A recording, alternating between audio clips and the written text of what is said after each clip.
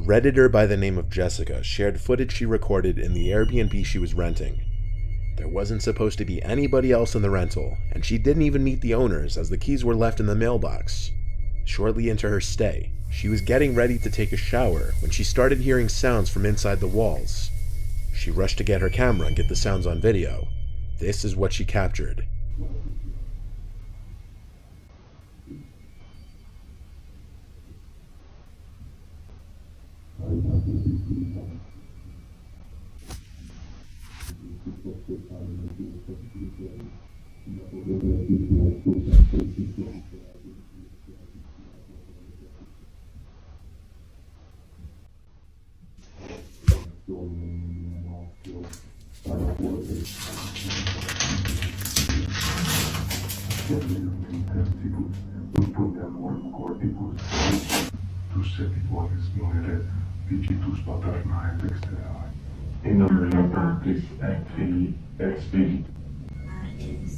As you can see, after finding a sealed ventilation duct and pulling the seal off of it, the terrifying voices of people speaking Latin became much clearer and sound as though they were speaking the Trinitarian formula and other religious phrases.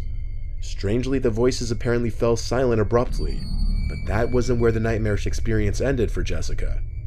That night, with the bathroom door open and the bathroom light on, a picture was taken of her as she was sleeping, and the person who took the picture was holding a note in front of the camera that said, "It's rude to eavesdrop." This was the security footage recorded one rainy night in Huacho, Brazil. In the recording, a confused-looking woman is seen walking through the street in the rain, and at first this seems relatively normal, nothing too unusual, until the woman seems to slowly disappear as she gets closer to the bottom of the screen, until she vanishes altogether.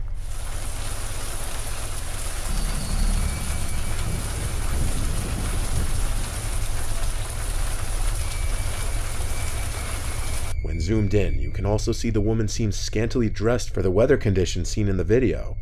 Sure, someone can say it's just a smudge on the screen or perhaps some other digital problem. However, moments later, a motorcycle passes by in the same region in which the woman seemed to vanish, yet it's completely visible. And then the same could be said with the truck as it makes its turn, completely visible. It also appears that the driver of the truck may have been reacting to what he also just witnessed to be a vanishing woman. Whether this was just camera trickery or really a wandering apparition is up to the viewer to decide.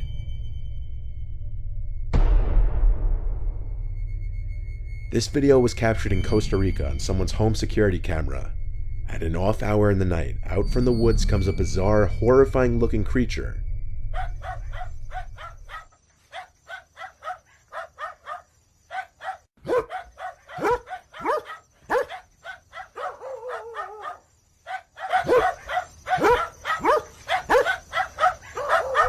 First, one might assume it's just a person doing some kind of crab walk, or if this were Australia, they would just assume it's another spider.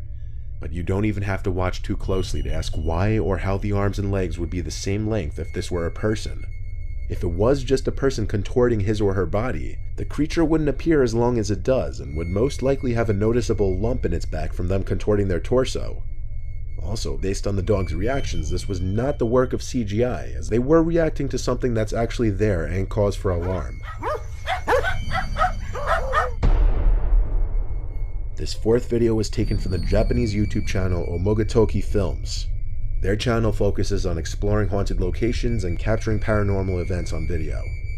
In January of this year, the owners of the channel were contacted by a real estate agent regarding a house he's been having trouble selling, due to the fact that the house used to be owned by a family that mysteriously disappeared in 2013. 僕が前勤めていた不動産屋さんの元先輩、何やら僕らに対してちょっと一度見てほしい物件。その古い戸建てを会社で買ったんだけど、急に飛び込みできた人で、いくらで売りたいか聞くじゃん。でそしたらもう本当破格の売り主さんが持っていたその土地の上に3人の家族が家を建てて住み始めたらしいんですよね。ただ今から6、7年ぐらい前にある日を境にその3人 All of the previous owner's belongings were left in the house, adding to the mystery. The real estate agent refuses to even enter the house as he believes there's a dark entity in the house, and he hopes that they would be able to search the house and find any kind of explanation, as this is what they do for a living. The agent mentions to them to make sure to keep all the doors shut while investigating the house, but doesn't mention why. As the two are exploring this closet, they notice something after reviewing the footage. See if you can find it.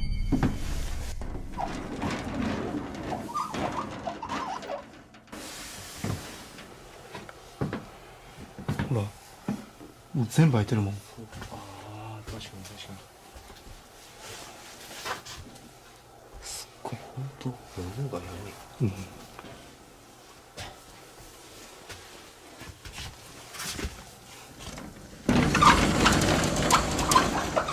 If you didn't see it, behind a clothes rack, you can see two bare feet underneath. This isn't the last time they can be seen. As they search a nearby room, the feet can be seen again, this time much closer and visibly barefoot. Later on in the night, one of the two decide to place a camera in the dark and sit in one room, waiting for something to happen. After about 15 minutes, he decided to investigate other rooms, while still remembering to shut all the doors behind him.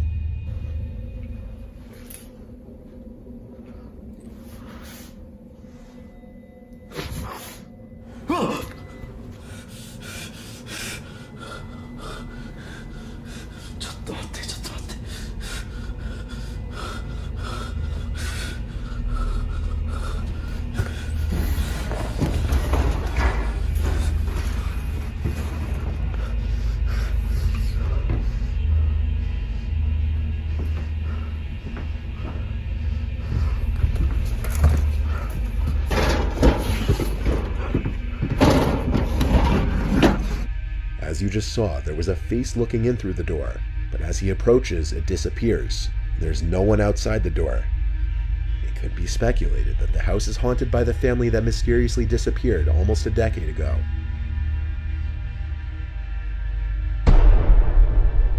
This was some alleged sighting of La Llorona. La Llorona is known as a ghost who roams waterfront areas mourning her drowned children. This video was captured in León, Guanajuato, Mexico. The video is of a man running from what resembles La Llorona.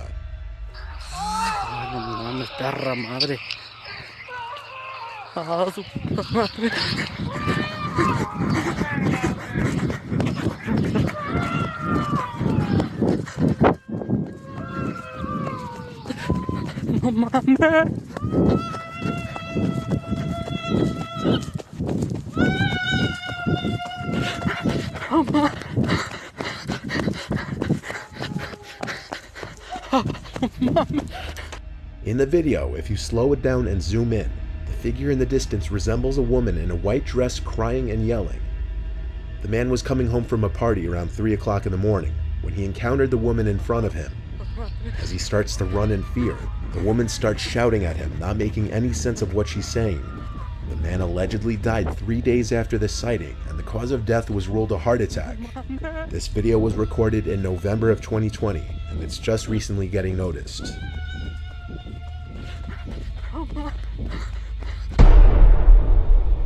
This was the footage captured by Russian YouTuber Dark Ghost. He posts high-quality ghost hunting videos, and this one might be one of his scariest. A woman had written to him about her deceased son who was obsessed with the paranormal and finding out what happens to the human soul after death and the afterlife. One day he told his mother that he discovered a way to contact deceased relatives, and he traveled to the abandoned village where his late grandmother lived. A week later, the mother received a call from the son, saying he was hearing the voices of his grandparents among other entities. This call was the last that was heard of the son, and his body was found on the streets of the village. The cause of death was ruled to be acute heart failure. The mother asked Dark Ghost to visit the grandparents' old house where the son would often visit, and this was some of the footage he captured.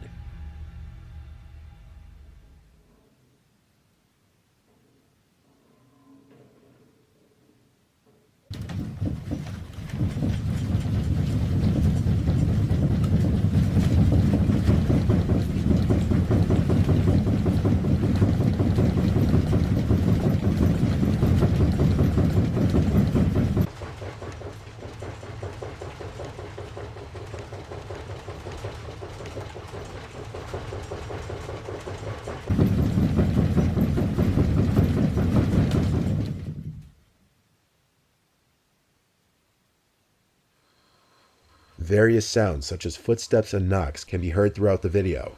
And on multiple occasions, doors and cabinets can be seen swinging open or closed on their own.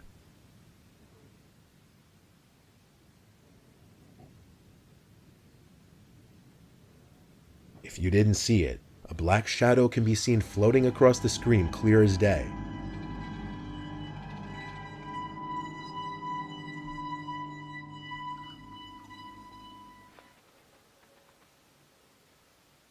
Либо шкаф, все грохочет, я не понимаю, либо комод.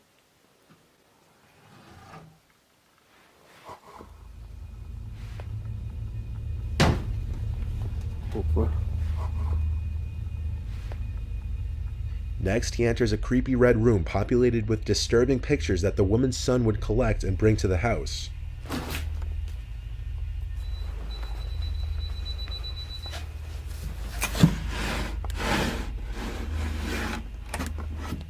Ну.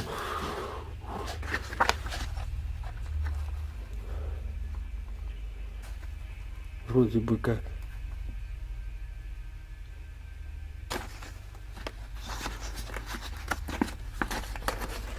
У меня вообще всего такого, как бы, фотографий таких. Пипец.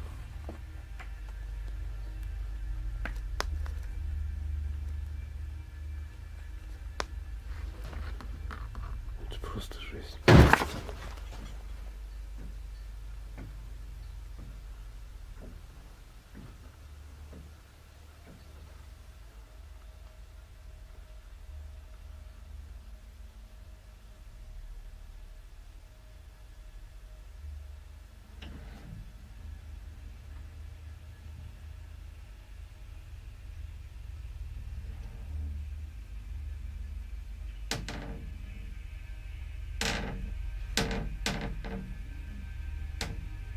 This is definitely one of those houses that an explorer should not go to alone.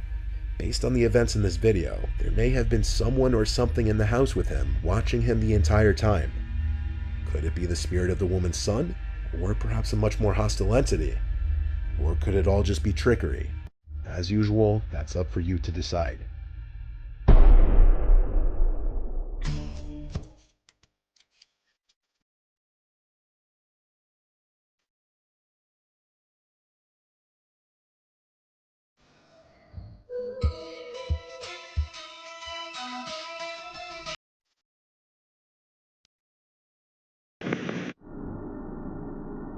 In 1991, a 12-year-old boy named Jared Negretti went hiking on a camping trip with his Boy Scout troop that consisted of 14 other boys. They were hiking towards the summit of Mount San Gorgonio in the San Bernardino National Forest in Southern California. Jared was on the shorter and heavier side. Around 6 p.m., 1,000 feet away from the summit, another group of hikers spotted Jared straggling behind and notified the scoutmaster at the summit. They said he was seen shortcutting the switchbacks on his way down the trail and was told not to and to stay on the trail by the other hikers. The scoutmaster, who was an experienced hiker, said he would pick up Jared on the way down. When he finally was able to descend the mountain to pick up Jared, he was nowhere to be seen. As soon as the scoutmaster realized that Jared had disappeared, he took the other scouts in his troop back to base camp and then hiked about 5 miles in the dark to get help. Sheriff's deputies, along with search and rescue teams, began searching a 130 square mile area of the San Gorgonio wilderness, a very rocky, tree-lined terrain. Within 3 days, their search was focused on a 6 square mile area where a footprint believed to match one of Jared's high-top tennis shoes was found. Searchers also discovered beef jerky and candy wrappers believed to have been dropped by Jared, and perhaps most importantly, his camera was found. On the film roll were 12 pictures. Most were landscapes taken by the boy when he was still with the troop, but the last one shows a self-portrait in which it seems he pointed the camera at his face, aided with the flash of the camera. It's possible he lost the camera when he slid down a portion of the mountainside. At least 70 officers, including some airlifted by helicopter and some on horseback, were deployed. Some of the helicopters were even equipped with infrared scanning.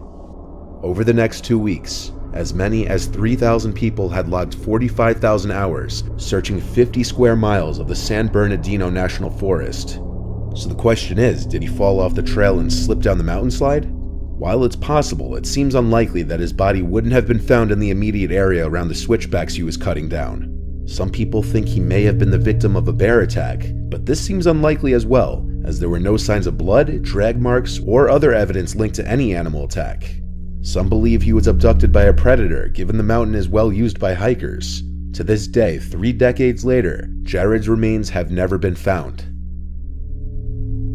On the cold night of February 24th, 1978, 5 young men from Yuba County, California, Bill Sterling, Jack Hutes, Ted Weir, Jack Madruga, and Gary Mathias, headed to California State University to attend a basketball game. When the group of men didn't return the next day, friends and family grew concerned. What should have been a quick road trip to see a basketball game turned into a mystery that has never been solved. All 5 men suffered their own mild forms of mental issues, but they were still able to fully function in society. The men were scheduled to play in a Special Olympics basketball game of their own the next day, for which they prepared their clothes before leaving for California State University the day prior. A police search ensued shortly after they were reported missing, and a few days later, the men's car was found abandoned far from the route they should have taken to return to Yuba City.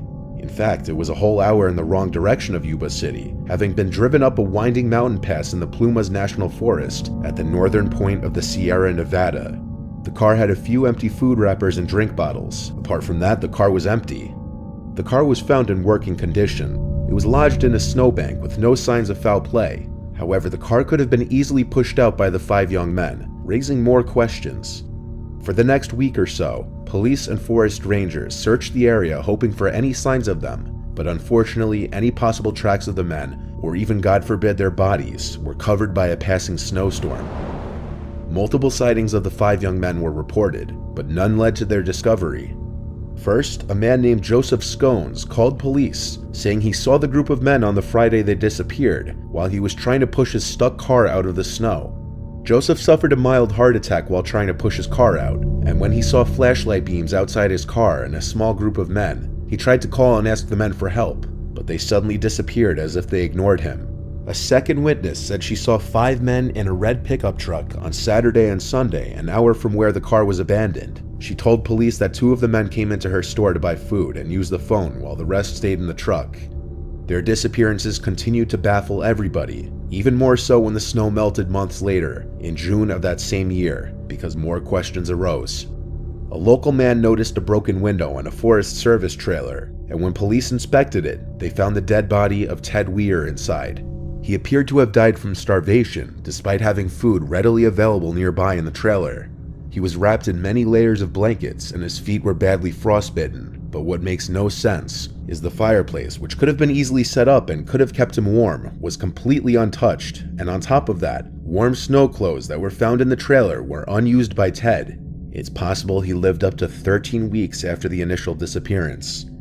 20 miles away from where the car had been abandoned, the bones of Bill Sterling, Jack Hutes, and Jack Madruga were found not far from Ted's emaciated body, spread out from each other. They had died of hypothermia. Strangely, Gary was never found. Only his shoes were discovered in the nearby woods. To this day, no one can figure out why the group had gone in the direction they did, or why they left their perfectly functioning car, which the 5 men could have easily pushed out from the snow, only to separate from each other and eventually starve or freeze to death.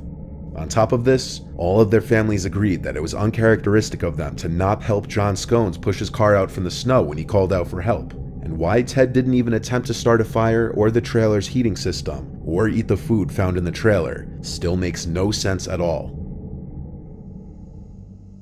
Craig Freer of Scotia, New York, was 17 when he was last seen in June of 2004. He was a popular kid, with dimples, red hair, and a welcoming smile as he was described by friends and family. He was a star soccer player at the Scotia Glenville High School and about to be named captain of his team. Craig also picked up a part-time job, and his future was looking bright. There were a few colleges interested in offering Craig a scholarship for his athletic abilities, and one could say the world was truly his oyster. But that all changed on June 27, 2004. On that day, he walked into the woods and was never seen again. So rewinding a bit, when Craig picked up his job at the Price Chopper supermarket in Glenville, New York, his parents were proud that he'd be fitting working in with his busy schedule. On the dreaded day of Craig's disappearance, he was seen by his parents walking out of his home for what would be the last time. His parents were under the impression he was going to work. His mother, Veronica, had even seen him carrying his uniform with him to his car. But when she went to go shopping at the supermarket later where Craig worked, just a few hours after he left home for his shift, she was confused when there was no trace of him. Veronica learned that Craig had actually lost his job at the supermarket after 2 months of employment and had been hiding it from his parents. He had been pretending to work there for weeks after his termination so that his parents wouldn't know he was no longer employed. It's unknown why he was fired though, likely for not showing up. Very upset with their son, Craig's parents called his girlfriend since he left his phone behind. They did not yet know that she was his ex-girlfriend. They called her to see if they knew where he was, and at first she said she had no idea, but after a second call, out of guilt, she admitted that he was with her. Veronica lectured Craig over the phone, telling him that he needed to come home right away and that they needed to talk to him. Little did they know he was visiting her because he was upset about their recent breakup. Craig said goodbye to his ex-girlfriend and left her apartment located in Scotia as well, and according to his ex-girlfriend, she watched as he walked towards his car, but then stood still for a moment, then darted off in the opposite direction, as if something had scared him and he was running away from imminent danger. However, if that were the case, it would have made more sense to drive away. Before this, he told his mother he would be home in 10 minutes over the phone, the time it would take to drive from his ex-girlfriend's to home. Around the time that call ended, Craig's dad arrived at the complex and saw his son's car was still parked outside. By 5 p.m. that day, Veronica had reported her son missing, and at first police weren't too interested, assuming it was just a normal kid running away for the day because of an argument with parents. But as hours turned into days, and when the investigators found out that he didn't have his phone or wallet with him at the time of his disappearance, they agreed something was wrong and began to further investigate. Police hit a big lead when a few teenagers came forward to tell police that they had seen Craig or someone matching his description walking along the railroad tracks behind his ex-girlfriend's apartment complex, and shortly after, he was seen entering the woods. They claimed that when they tried to call to him, he motioned for them to be quiet with his finger to his lips, and then just kept on walking, disappearing into the woods. Investigators started searching up and down the railway line with no luck. Police dogs were used while searching the woods, even checking the nearby Mohawk River, but all these searches turned up nothing, as if Craig had just vanished into thin air. Of course, after 2 decades, police investigations have largely scaled back, but in 2021, a new lead was discovered. One of Craig's co-workers at the Price Chopper supermarket told investigators that sometime between June 27th and June 2nd, 2004, he saw Craig in the passenger seat of a car traveling north on Route 50 in Glenville. According to the witness, the car stopped at the traffic lights on Sheffield Road before turning left and disappearing up the intersecting road. Craig's family is still hoping that one day they'll learn the truth about what happened to their son. For a well-liked 17-year-old with such a bright future, no one can seem to understand how or why he just vanished into the woods. And lastly, here's one many of you may have heard before, but still remains one of the creepiest national park disappearances I've ever heard. In March of 2014, 2 Dutch young women, Chris Kremers and Lisanne Froon, went to Panama for a vacation to reward themselves for graduating. To make it a little more upsetting, the 2 had taken on extra shifts the month prior in order to pay for it. Reaching Panama, they soon headed for the town of Bouquet, where they were hosted by a family. Shortly after, on April 1st, 2014, Chris and Lisanne vanished as they were hiking the trails in the forest around the town of Bouquet, which in of itself was strange because they were scheduled for a tour guide by the name of Feliciano to assist them on the trails for the following day. The 2 women made their way for the trails, accompanied by the host family's dog named Blue.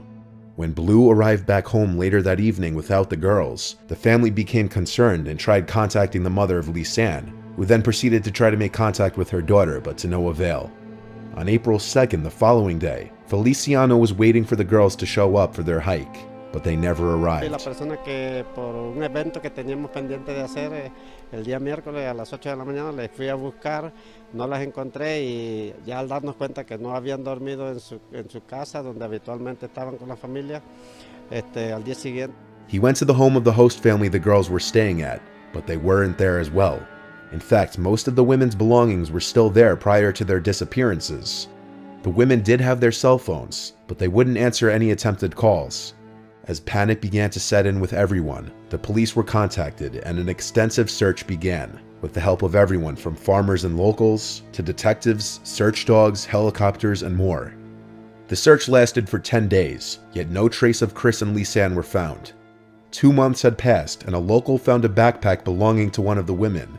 To everyone's shock and horror, skeletal remains were also discovered, and after DNA testing, they were shown to be matches for both women. The story doesn't end there though. While continuing the investigation, their cell phone logs were released. The 2 women were trying to make 911 phone calls throughout the stretch of the 10 days, but they couldn't get service. Although believed to be a possible accident of getting lost and injured in the forest, which therefore resulted in succumbing to the elements, strange discoveries were made that brought that theory into question. Inside one of the backpacks, there was a camera with 100 photos stored on the memory, taken within those 10 days of their vanishing. Most of these photos were normal, scenic pictures documenting what was supposed to be the 2 young women's fun vacation. The police were also able to take the pictures that the women took and match them up with their phone calls to 911. Disturbingly, cell phone data shows that only 2 hours after this seemingly happy photo was taken, they attempted to call 911. It starts to become stranger though. 10 out of the 100 pictures were taken within the 10 days. The other 90 were taken afterwards around 1 to 4 in the morning, in complete darkness. It may be that they were taken to get some form of vision at night through the flash, but it's not been confirmed. Some believe that it wasn't even the girls that took these pictures. In one photo of a close-up of the back of Chris's head, it seems to show a wound to the right side in the temple area and blood on her hair. Lisanne may have been using the camera light to see how bad Chris's injury was. Some people believe Chris was actually deceased in this photo, and that their murderer was the one taking the photo. Disturbingly, there was a hiking shoe that still had a foot in it that belonged to Chris. Also found was a pelvic bone that belonged to Lisanne. As of right now, the accepted theory by police is that the 2 women went off the beaten path of the trail, and one of them was injured. Then the other woman was trying to provide help and became injured herself in the process, which then led to starvation and dehydration. But this is just a theory, and whether this is true, or if the 2 girls were targeted by someone out in the woods, will potentially forever remain unknown.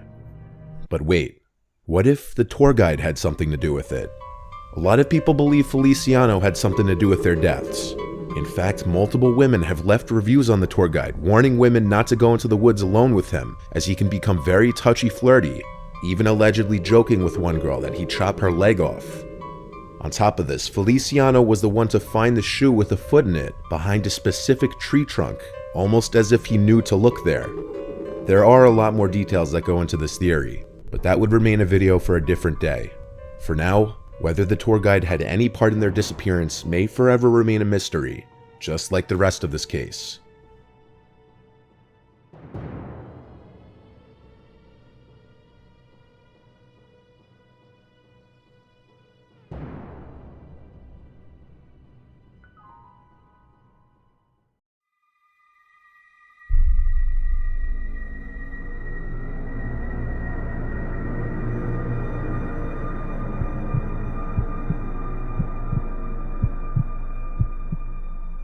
There's a YouTuber by the name of Dan Bell, who's known for exploring abandoned places on his own and getting it on video. The purpose of these videos is not to catch paranormal footage, but simply to explore these places. However, in this specific video of his, a number of unsettling events take place that would make most people run for the exit. This video was shot at an abandoned children's asylum, and you can tell the eerie vibes from the place from just outside.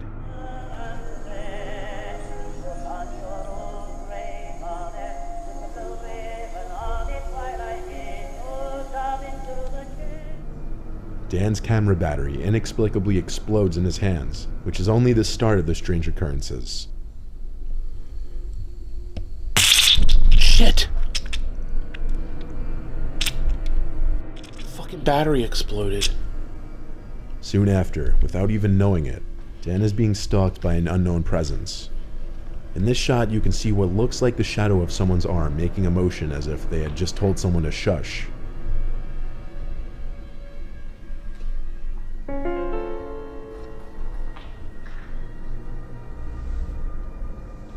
In a follow-up shot in an adjacent room, if you look closely, you can notice something peering in through the doorknob hole to this door.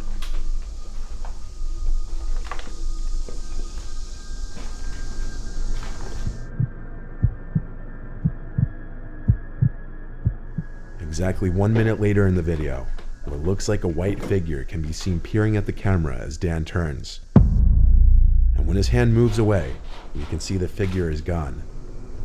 This white figure might match the white figure that peered through the doorknob hole. And finally, when Dan finds himself in a room with blood on the floor, you can hear a voice in the next room over, saying what most closely resembles "Let's get him."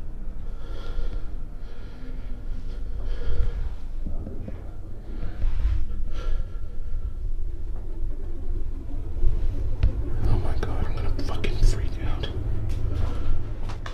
Dan had a theory of his own as to what was following him around in there. I think that a former patient has returned to this facility, to this house, and is living here in one of the rooms upstairs. Others believe there may have been more than one person in there, and that they had some kind of white sheets over their heads to hide their identities, planning on robbing him or worse.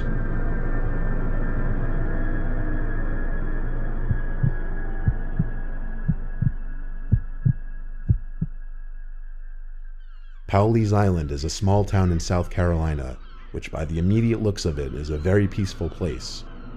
But there is a story that many of the locals swear by, known as the Gray Man. Many locals claim they have seen the Gray Man, and some go as far as to say that any time the Gray Man has been spotted, a hurricane has swept through the island shortly after. All sightings of the Gray Man have been on the coast. There are many pictures online which have allegedly caught the Gray Man, but this one video captured by a Coast Guard surveillance camera captures a strange gray apparition moving down the boardwalk, and this was captured during Hurricane Florence.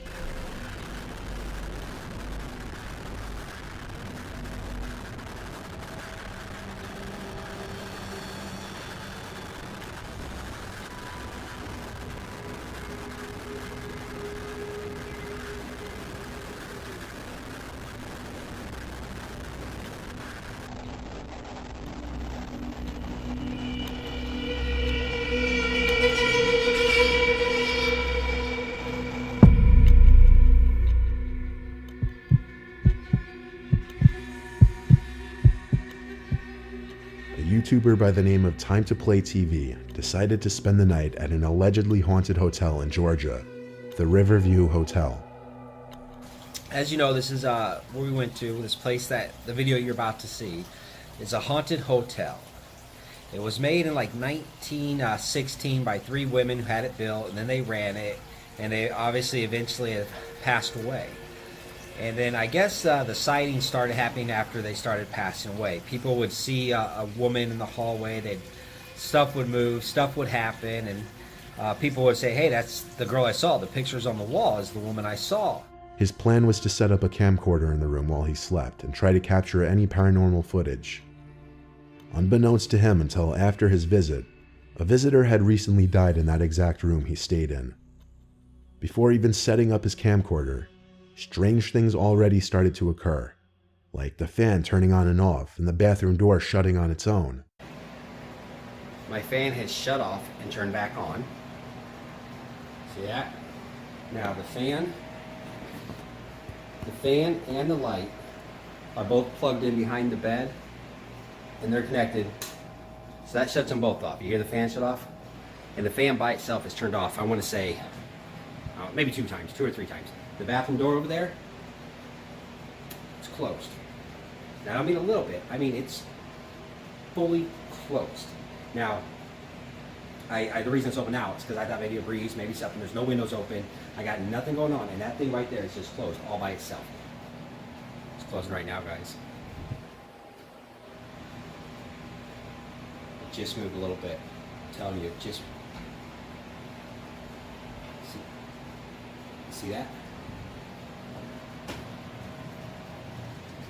There's no one in here with me, completely alone.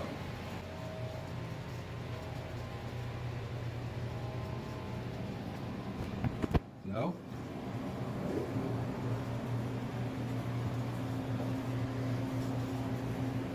There is no one here, guys. I'm using the front face in the camera, so it's kind of hard to see. But you can see. Watch. Watch. See, it's a watch.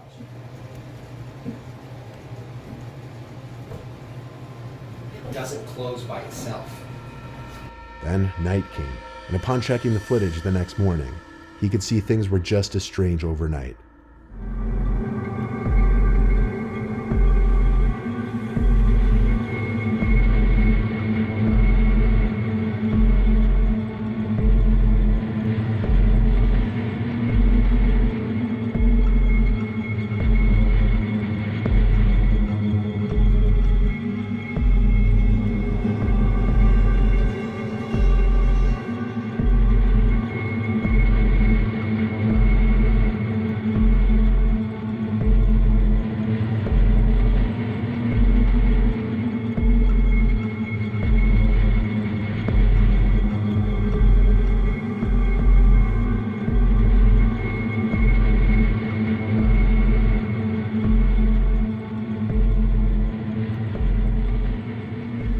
Not only the chair, but also the entire bed moves, he decides he's not going back to sleep. Whether this was an elaborate hoax or truly a haunted hotel room is up to you to decide.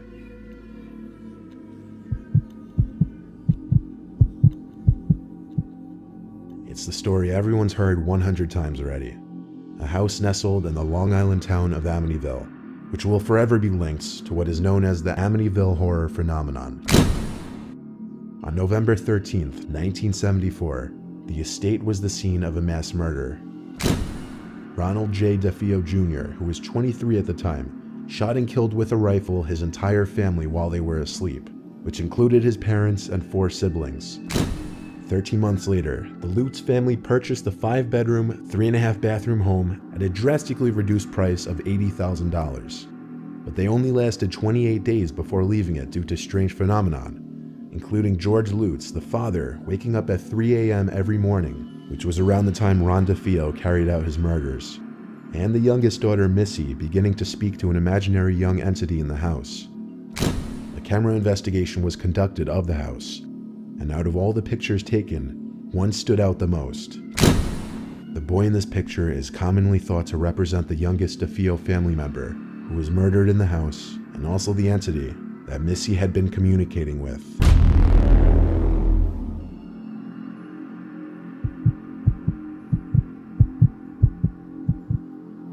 This is another video uploaded by a YouTuber who decided to venture out alone to an allegedly haunted abandoned building. This time, a house in a rural part of Japan, seemingly in the middle of the woods. While scoping the perimeter of the house, the cameraman is suddenly startled by this. 音がやばい。何何何？何？手じゃない今。ねえ、ちょっと待って、手打つんなかった今。ねえ。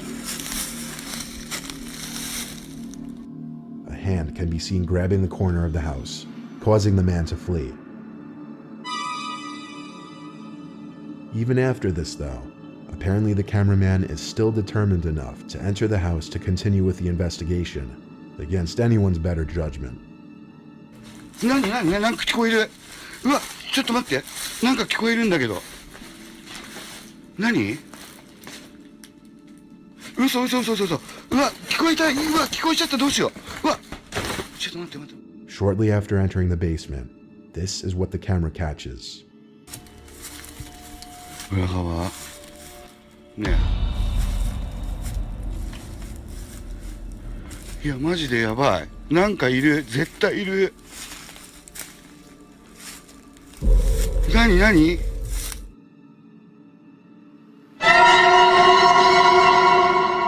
cameraman was clearly being stalked by someone in this house.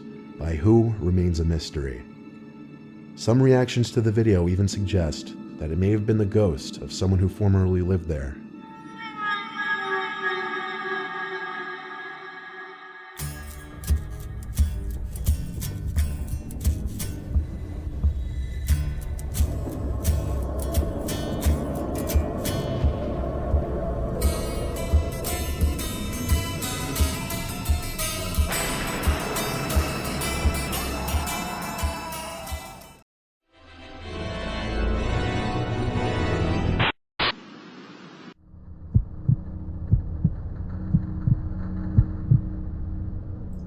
my wife and I got married in the Church of the Little Flower in Coral Gables, Florida in 2017.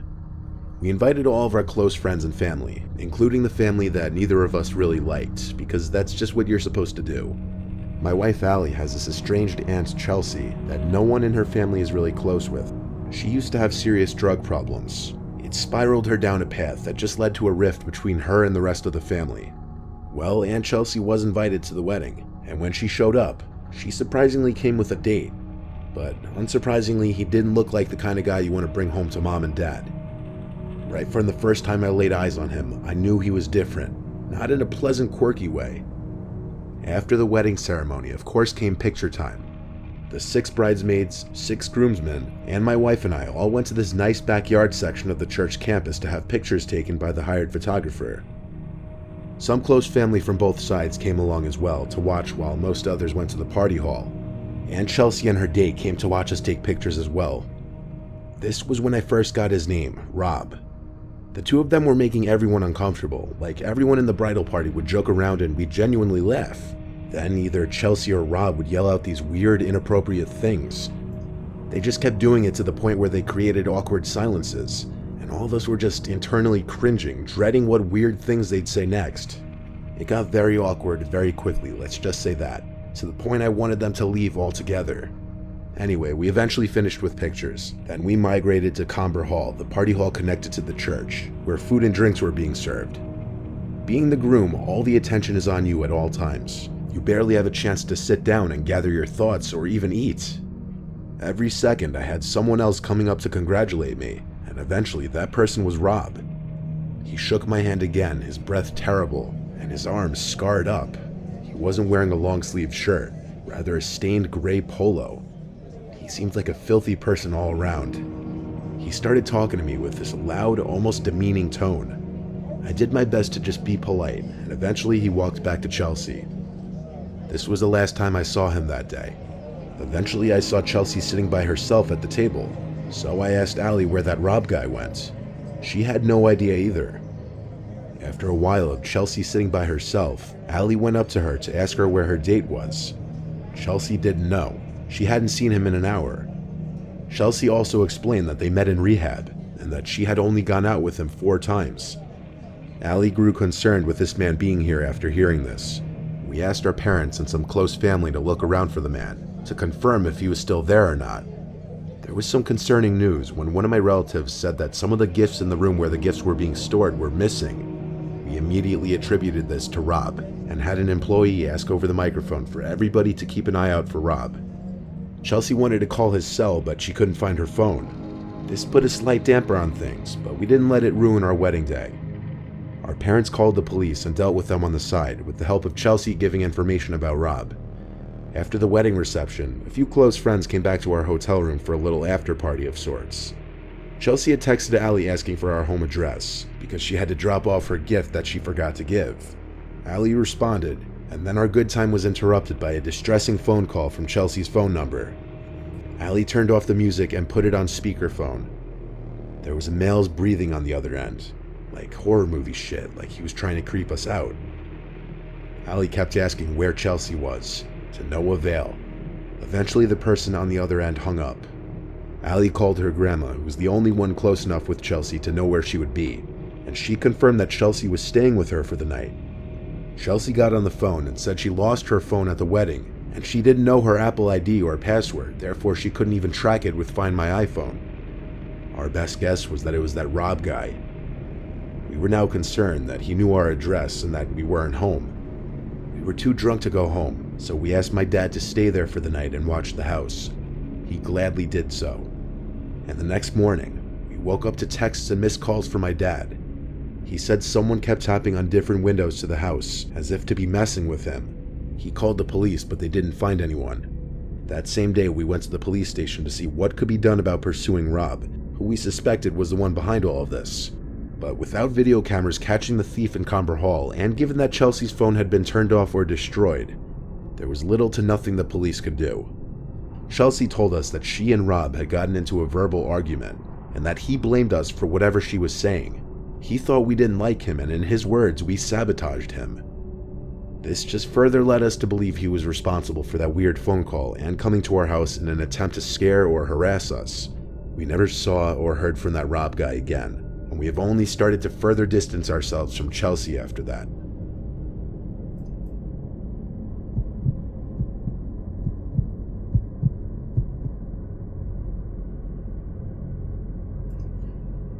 I had a pretty low-key beach wedding, mostly just family and friends. My wife, who I'll just call Trisha, invited more people than me for sure. She even invited her ex-boyfriend Kyle. I didn't know exactly how I felt about that at the time, but I acted accepting and fine with it because I knew they remained close friends. There were about 75 people at the wedding ceremony, including Kyle. I didn't pay it much mind the day of the wedding because it was such a big day and my mind was obviously racing. Kyle was friendly to me, but throughout the wedding reception, I noticed Kyle would constantly be talking to Trisha, and when he wasn't talking to her, he'd be looking in her general direction. I mean, Trisha and I were married now. It's not like he had any shot at all. So at the time, I started to think maybe I was just being a little too paranoid, even if it was slightly annoying. Kyle came alone to the wedding though, which I thought was just a tad weird that he didn't bring a date. My wife and I stayed in a fancy waterfront hotel that night, and the next day we went back home. A couple people who didn't make the wedding came by the house to congratulate us and drop off gifts.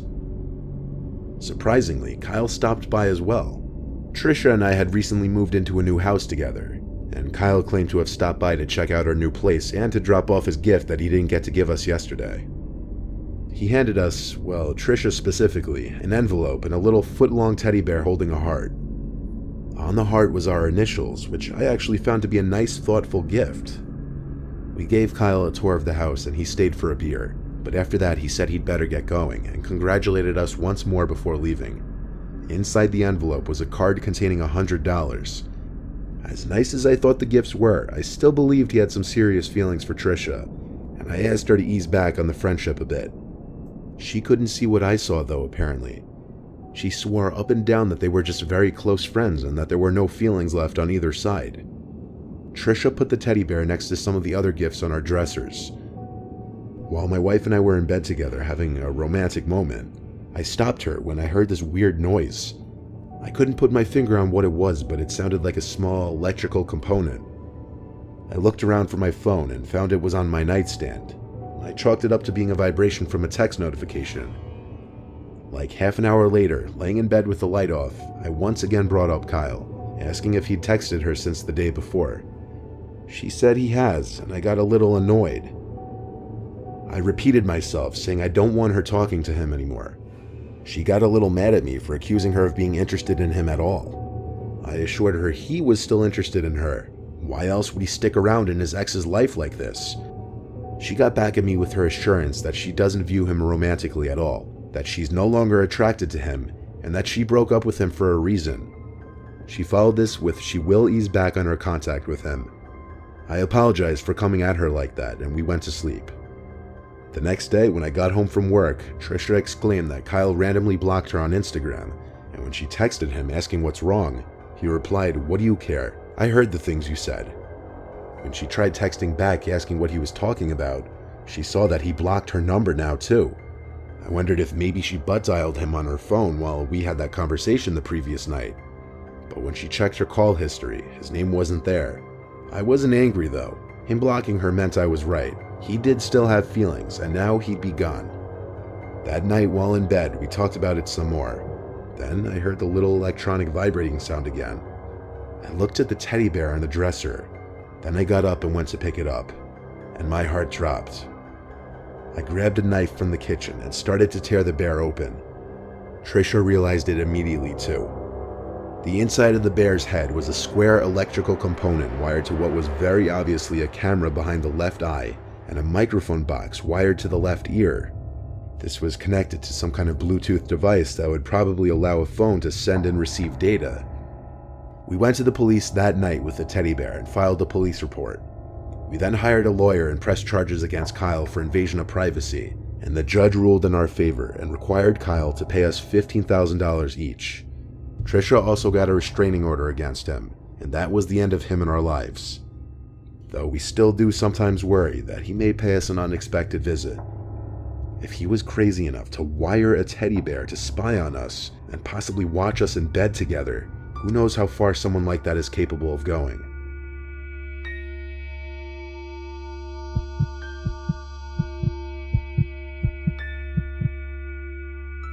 I live in a safe town, the kind of town that you can leave your car doors unlocked. Hell, you can usually get away with leaving the doors to your house unlocked. The crime rate is very low, and I live on a dead-end block. I had just gotten home from work around 8 p.m. after a 12-hour shift and was preparing a late dinner when the phone rang. The second I picked up, I heard the sound of the person on the other end hanging up. I don't know if this has any correlation with what's to come, but if it does, that's even more horrifying. On nights where I get home late, especially after 12-hour shifts, usually I'll just cook, eat, clean up, take a shower, then lay in bed watching TV for an hour before going to sleep. This was one of those nights. I was physically and mentally exhausted, which led me to making what I learned that night was a serious mistake. I was laying in bed watching The Sopranos for my third run. Sometimes I'll drift off to sleep with the TV still on when I'm just completely beat, and that's exactly what happened this night. I woke up to the TV still playing The Sopranos. I had slept through 2 episodes. I felt around the bed for the remote and turned it off. In the now freshly silent room, I was able to hear little creaks in the wood under the carpet. I felt adrenaline kick in as I looked across the dark room, and I felt I could vaguely see the shape of a very wide figure. As I aimed the remote at the TV to turn it back on to light up the room, before the TV was even on, I started choking on my own spit as I tried to say, "Please leave." The TV came back on, and the room lit up a tint of blue, revealing her. This woman in a wedding dress, looking at me, with the veil covering her face. I tried to scream at first, but nothing came out of my mouth because I was just in pure shock. I sat up, pressed against the headboard of my bed, frozen. That's the best way I can describe what I was doing in that moment. The woman in the dress, whose face I could barely see, walked over to the bed, whispering, "Where's my groom?" over and over. But each time she said it, she got louder. Her whisper quickly turned to a yell, and she grabbed the edge of my mattress and started shaking it. I screamed back at her to leave me alone. Then I got off the bed, pushed her, and ran to the bathroom across the hall and locked the door. She followed me, trying to open the door, banging on it and repeating the words, "Where's my groom?" I yelled at her I'm calling the cops, and luckily I had my cell phone on me. The woman was crying now on the other side of the door, still knocking and banging. The last thing I heard her say was, "I have to get to my wedding." I heard her stomp down my stairs, screaming and crying. Then I heard the front door slam shut. I was on the phone with 911, and I explained what just happened. I checked the living room, and she was gone. I stepped outside to see if I could see which way she ran, but she was out of sight. A police officer showed up shortly, and I described her as some larger woman in a white wedding dress and veil. How she was screaming, "Where's my groom?" and "I have to get to my wedding." I couldn't help with the direction she ran to. It was either down the only direction the street goes, or the woods to the right. Because of my exhaustion after my 12-hour shift, I had forgotten to simply lock my door, something I honestly never even thought was a problem in my neighborhood. But this just goes to show that even the best of neighborhoods, you're not always safe from crazy people out there. I think this woman was off her rocker and belonged in a mental asylum, and I hope police or somebody found her roaming the streets that night and brought her somewhere to get her help.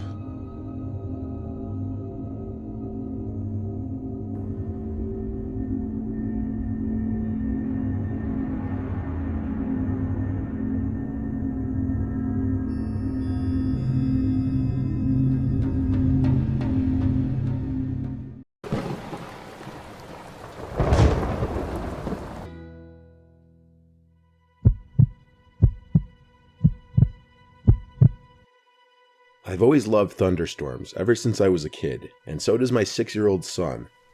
Anytime there's a storm, my son and I will sit in the backyard under the gazebo and just watch and listen. This was on a hot, stormy August night in Florida. As soon as we heard the first strike of lightning in the living room, my son jumped up and said, "Let's go sit outside." I followed him outside, where we ran from the back door to the gazebo, getting pretty wet on the way. It was already pouring. I have a nice setup under my backyard gazebo. It has a mini bar, a few wicker sofas, a TV, and mini fire pit. As we usually would, I turned on the fire pit and TV, and my son and I just laid back and relaxed, listening to the sound of the pouring rain and constant thunder. The thunder would get louder and louder as we sat out there, and the time between the flashes of lightning and cracks of thunder was getting shorter and shorter. The bulk of the storm was getting closer to us. The lightning was getting so bright and frequent that it was genuinely starting to light up the entire backyard any time it flashed. And my backyard is big, with woods covering 2 edges of it. Perhaps after the biggest flash of lightning yet, my son squealed and pointed out towards the backyard. "What?" I said, to which he said he saw someone standing in the backyard. I stood up and walked to the edge of the gazebo. I couldn't see anything in the dark, so I was waiting for another flash of lightning. The next few flashes of lightning were too small to fully see into the yard, but when the next earth-rumbling flash of lightning struck, I saw what he meant. There was someone indeed standing out in my backyard by the woods. I told my son to go rush inside and turn on the backyard lights. He did so without question, and I stood in place waiting. About 10 seconds later, all of the backyard lights were on, but I didn't see the person way out in my backyard anymore. I waited for more lightning to maybe help see. But even with the lightning, I didn't see them anymore. They were gone. He, she, whatever, I didn't know. All I knew was that there was someone walking around my yard, and that didn't sit right with me. I went inside the house and locked all the doors, but kept the backyard lights on. I even turned on the front yard lights too.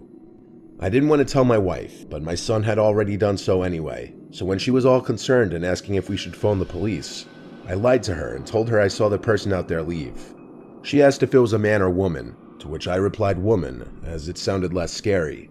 For the rest of the night, the 3 of us watched a movie in the living room, with the storm still overhead. Eventually it was my son's bedtime, so my wife tucked him in and then came back to the living room, and we started watching something else. We still heard the thunder outside. Eventually I went back to the den to turn off the outside lights, front and backyard. When I went up to the living room, my son was standing at his bedroom door, scared, saying there's someone at his window. My wife and I looked at each other and yelled, "What?"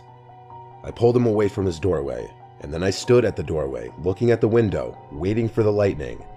When the lightning struck, no one was at his window, but I believed him. Someone was out there, that much was already established. I told my wife and child to stay inside while I go out and look, even though my wife didn't want me to do that. I grabbed a baseball bat from the closet and stormed out into the rain after turning all the lights back on. I started in the front of the house, then worked my way to the side, then the back. I looked under the tables, in the gazebo, under the deck, and when I thought the backyard was clear, the last side to check was the right side of the house. I would begin to walk towards the side of the house, and instantly saw a person in a hood, but I only saw half of their face and head. They were peering around the corner of the house. Most of their face and all of their body was hidden behind the wall. If I had to guess, I'd say it looked more like a man.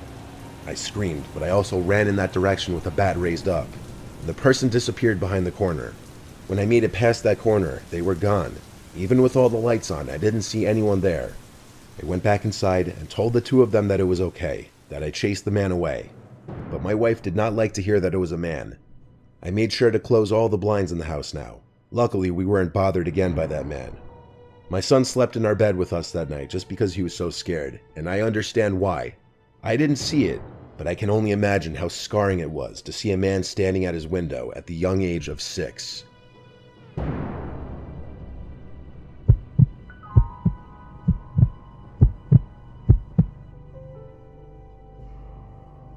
The city in which I live almost never gets any rainfall, so when we do, it's a pretty exciting thing.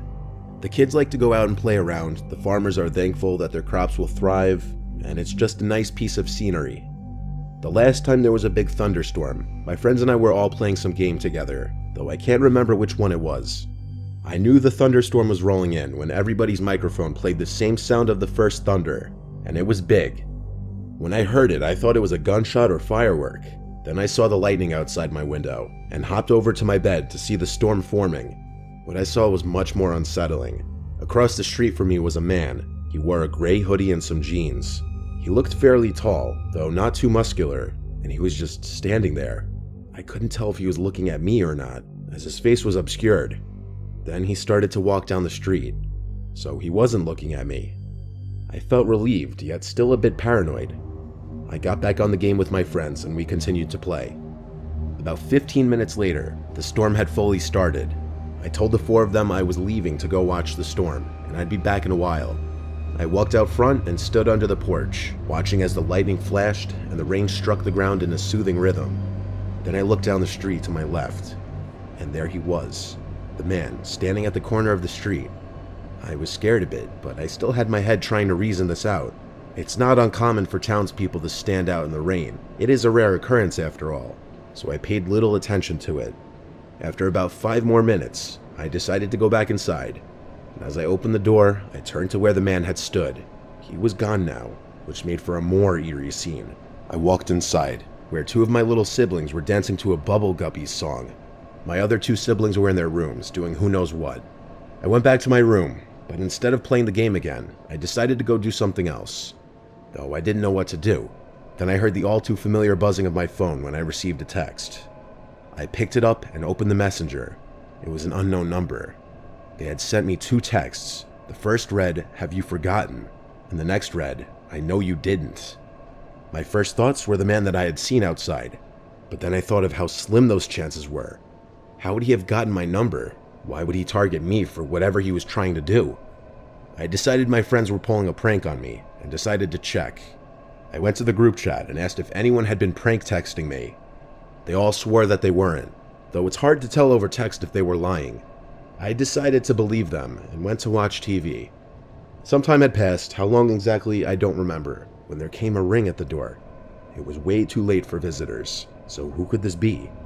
Maybe the postal service? I checked the time on my phone, 12:19, definitely too late for visitors. I peered through my blinds in an effort to see who it was, but I couldn't. The rain was coming down so hard it was like a blanket of mist was everywhere. Then one of the gunshot thunders sounded. My head slammed into the window, making a thud sound. There was movement by the door. It was a person running off. I could only assume it was the man from earlier. No, I knew it was the man from earlier. How could these events not all add up? I wanted to call the cops, but I had no proof the man had been there. He just left without a trace. I decided to try and sleep, and got about 3 hours worth, when a gunshot thunder woke me up. I shot up, then froze. Then I relaxed a little, when another loud bang sounded, but this one wasn't thunder. This one came from my window. I didn't know what to do. I couldn't let whoever was out there know I was awake. But what if they knew? I decided to just take a peek through my blinds. What I saw next was probably the scariest thing I'd ever seen. It was the man with his hands pressed against the window, and I could only assume he was staring at me. The scariest part was his mouth. His eyes were mainly covered in shadow, but there was enough light to see his mouth, and it was smiling. It was such a big, maniacal smile I didn't even know was possible for a human to make. Then he stood and left. Just like that, he walked into the rainy night from which he came. I sat awake in my chair, but I guess I fell asleep somewhere along the road. When I woke, I was confused as to why I was in my chair. Then I remembered the previous night's events, and I darted to the window for whatever reason. When I pulled the blinds up, there was one thing I could see. A small piece of paper taped to my window. On it were 3 words that have now haunted my dreams. Have you forgotten? I haven't had any further experience with the man, and I hope I don't have to.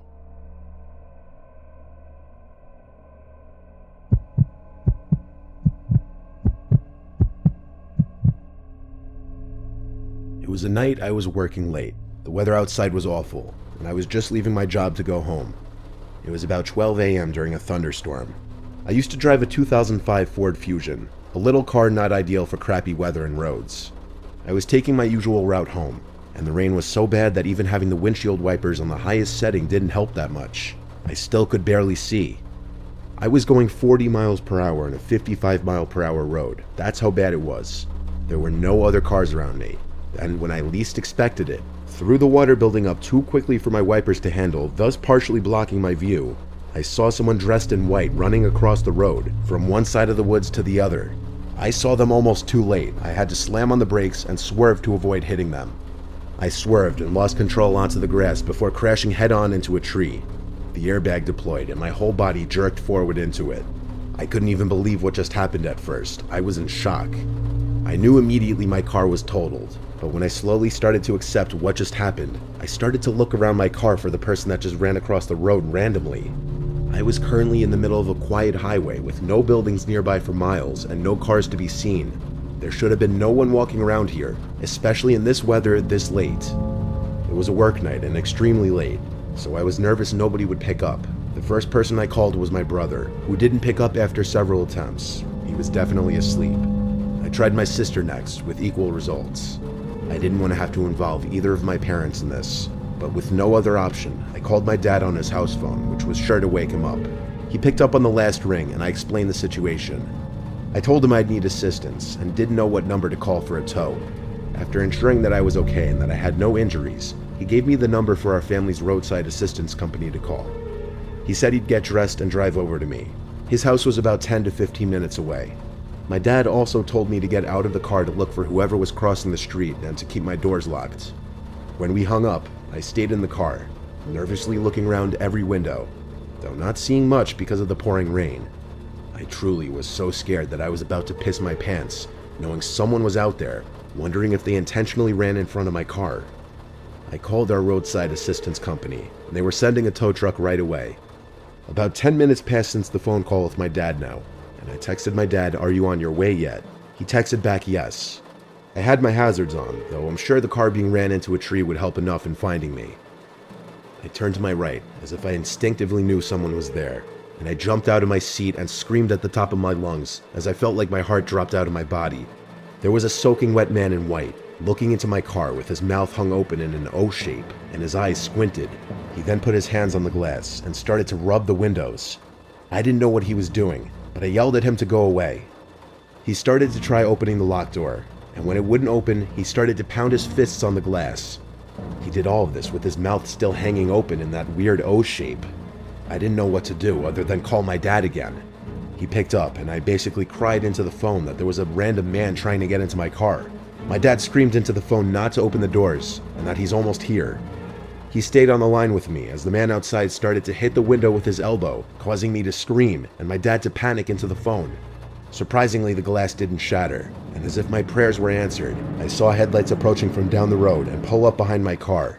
The man outside looked to the other car, which happened to be my dad's, and as my dad stepped out of his car and charged at this creep, the creep tried to run away into the woods, but my dad tackled him, and I swear beat his face in to the point that his face would have been completely covered in blood if it weren't for the heavy rain washing some of it away. He held the man down as I called the police. The tow truck driver arrived on scene first, and he was of course shocked at the unusual scenario he just pulled up to. Police showed up not long after that, and it was the most satisfying feeling seeing that man arrested. Not only was he charged criminally, but we pressed charges for the damages to my car. His name is Marcus Green. I never showed up to court. My father and our lawyer did. I didn't want to see that man ever again. The disturbing face he was making, along with seeing him striking my car to break in, is something that will stay with me for a long time.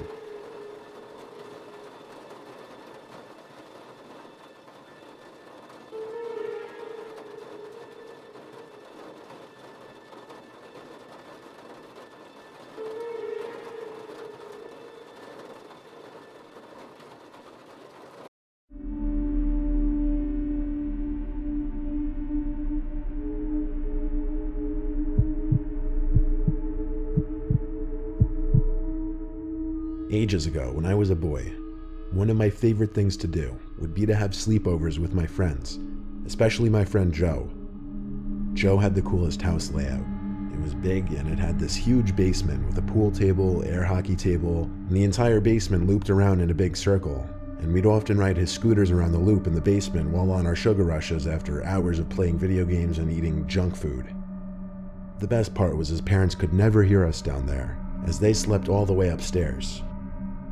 I'll never forget the night that my mom dropped me off at Joe's house after dinner. It was a night before a holiday, so we didn't have school the next day. Joe and I went straight to the basement and started playing one of his new video games on his PlayStation 1, when suddenly the door to the laundry room in the back creaked open. We paused the game and turned around to look, and yes, the door was now cracked open. I told Joe to go check it out. He said it's fine, it happens sometimes. To be honest though, sometimes at night alone in his basement, Joe and I would get spooked. I told him to go shut the door because something about having that door open leading into a big pitch black laundry room was uncomfortable. I think he agreed because he got up to close it, After a while of playing video games, I started riding Joe's bike around the loop of the basement, which honestly was a lot more fun than it sounds. But then something else happened. There was a noise, almost like the sound of a laundry machine door being banged or closed. It came from the laundry room again, obviously.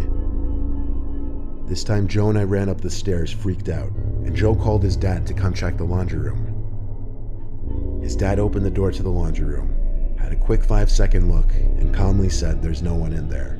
So he went back upstairs to bed, and Joe and I continued to hang out for another hour or two. Then it came time to go to sleep. There were 2 couches down there, one in front of the TV, and then another towards the back of the basement by the bar. I slept on the couch towards the back of the basement. I didn't sleep long though. I woke up and it was still pitch black in the basement, no light shining through the small basement windows. It was still the middle of the night. I rubbed my eyes and sat up after getting this weird feeling of being watched. "Joe?" I said, just checking if he was awake. After saying his name, I heard and saw something moving in the darkness to the laundry room. And then the door creaked shut. I jumped off the couch to wake up Joe, but when I got to his couch, he wasn't there. That's when I became wise to what was going on. Joe was trying to scare me. I tiptoed to the door of the laundry room.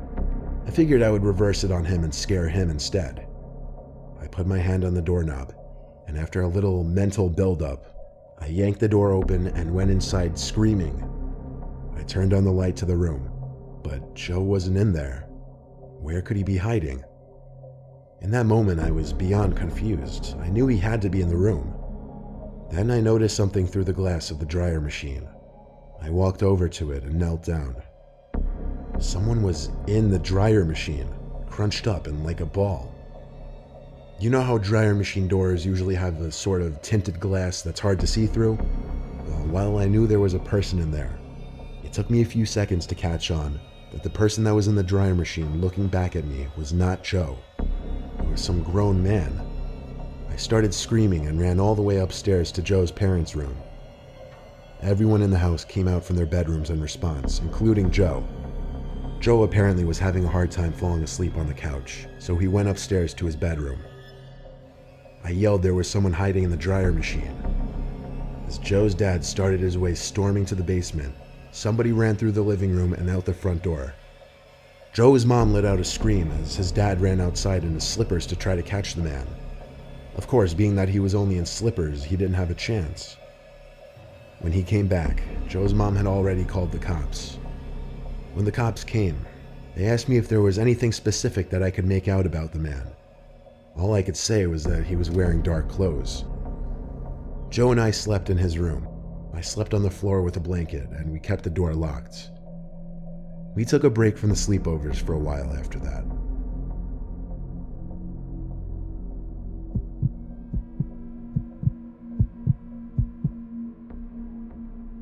This happened quite some time ago. In fact, it happened back in July 2013. It was my 13th birthday party, and my friends and I had been to Manchester for the day, before heading back to my house for a sleepover. A couple of them had stayed over before, but some hadn't, so I wanted to make a good impression. We all decided to sleep downstairs that night, as there wasn't enough room in my bedroom. We gathered our sleeping bags on the living room floor, watched cheesy rom-coms, and ate junk food until around 1 a.m. So we decided to hit the sack after our third movie. We turned off the lights with the exception of one, as although we didn't like to admit it then, we were a little afraid of the dark. It's a common thing to lie awake and chat at a sleepover after you say you're going to sleep. We were in the middle of whispering to each other who we thought our celebrity lookalikes were, when we heard it. A loud knock on our window cut through our conversation. "What was that?" said Emma, one of my friends. "It's probably just my dad playing a prank or something," I said. Although this whole situation was kind of freaking me out, my dad had done this type of thing before, so I assumed it must have been him. We were beginning to calm down when suddenly another forceful knock came upon the window. This made some of my friends scream. I assured everyone that, like I said, it was probably just my dad being goofy. So I went over to the window to catch him red-handed. The curtains were closed, so I had to pull a section of them back to see who was outside. As I did, I came face to face with a man who was most certainly not my dad. This man was bald with very thin eyebrows, and he had a missing tooth. He was sort of hunched over, and he looked at me with widened, glassy eyes. I immediately screamed and closed the curtain. At this point, my friends and I were pretty hysterical, and Emma began visibly shaking in fear. My parents were upstairs, so instinctively, I ran up to find them. As I got upstairs, my mom was talking to someone from her window. I didn't quite catch their conversation, but she told me what happened soon after. She said that she heard the knocking too, and when she looked out of her window to see who it was, the man looked up and asked her if she had seen a friend of his. I can't remember the name of the guy she said she was looking for, so we'll call him Paul. He kept asking for him over and over. "Have you seen Paul? Where is Paul? Has Paul been here?" Of course, my mom said she didn't know anyone named Paul. Eventually, she had to ask him to leave us alone, as he just kept wandering around our driveway. As the man finally left, I went back downstairs to calm my friends down. In retrospect, I feel bad for leaving them alone down there when some weird stranger was on our property. We all settled back down after that. However, my mom's maternal instincts kicked in, so she wanted to make sure he was gone completely. She left briefly to go around the block in her car to make sure he wasn't still in the area. The street was dimly lit by impractical streetlights, so she had to put her high beams on. As she was driving, she saw someone dash across the middle of the road. Thinking it was just a kid, she just kept driving until the man who was at our window appeared again. But this time, he practically jumped in front of my mom's car. My mom quickly slammed on the brakes, but before she could confront him, he disappeared off into the night. We never found out who that guy was or what his true intentions were, and thankfully, we never saw him again. So much for wanting to make a good impression.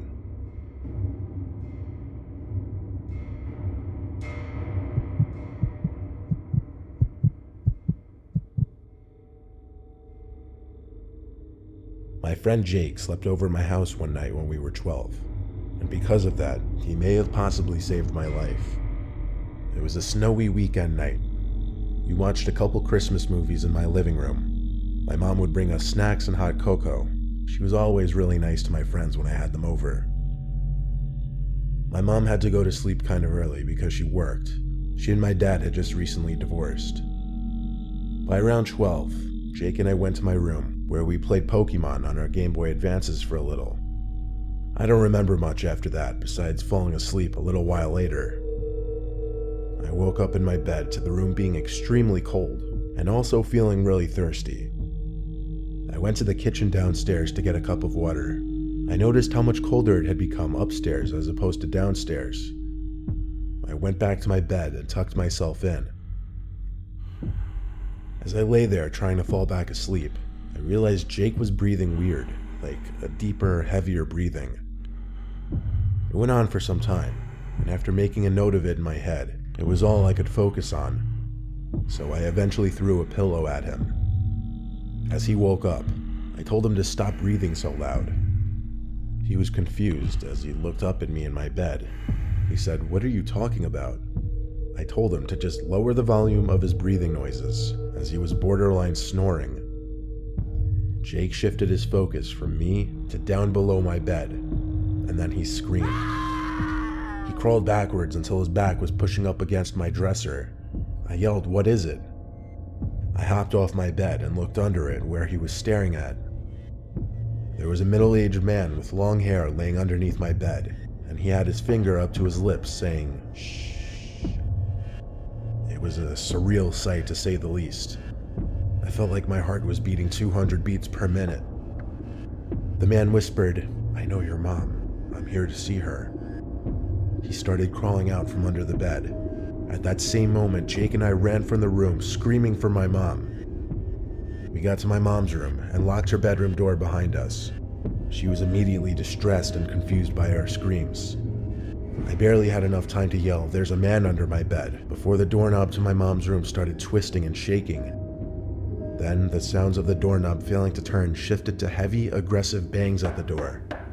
My mom ran to her phone and called 911. She was on the phone already in tears, while also screaming at the man on the other side of the door to leave us alone. The man tried kicking the door in, but I think when he heard my mom on the phone, he left the house. We were all in shock. It took the police only a couple minutes to arrive, at which point the coast was clear. The biggest window in our house, which was the window to the upstairs spare bedroom, was lifted up completely, which explained the cool air entering the house upstairs. That also explained the man's point of entry. I told my mom that man claimed he knew her, but she had no idea who this man could have been. My mom dropped Jake off home, and then she and I slept at my aunt and uncle's house for the rest of the night. The next day, my uncle installed a stronger lock on that upstairs window. This was like 16 years ago now. At this point, it's just a distant, haunting memory. But we never figured out who that man could have been, or how he could have possibly known my mother.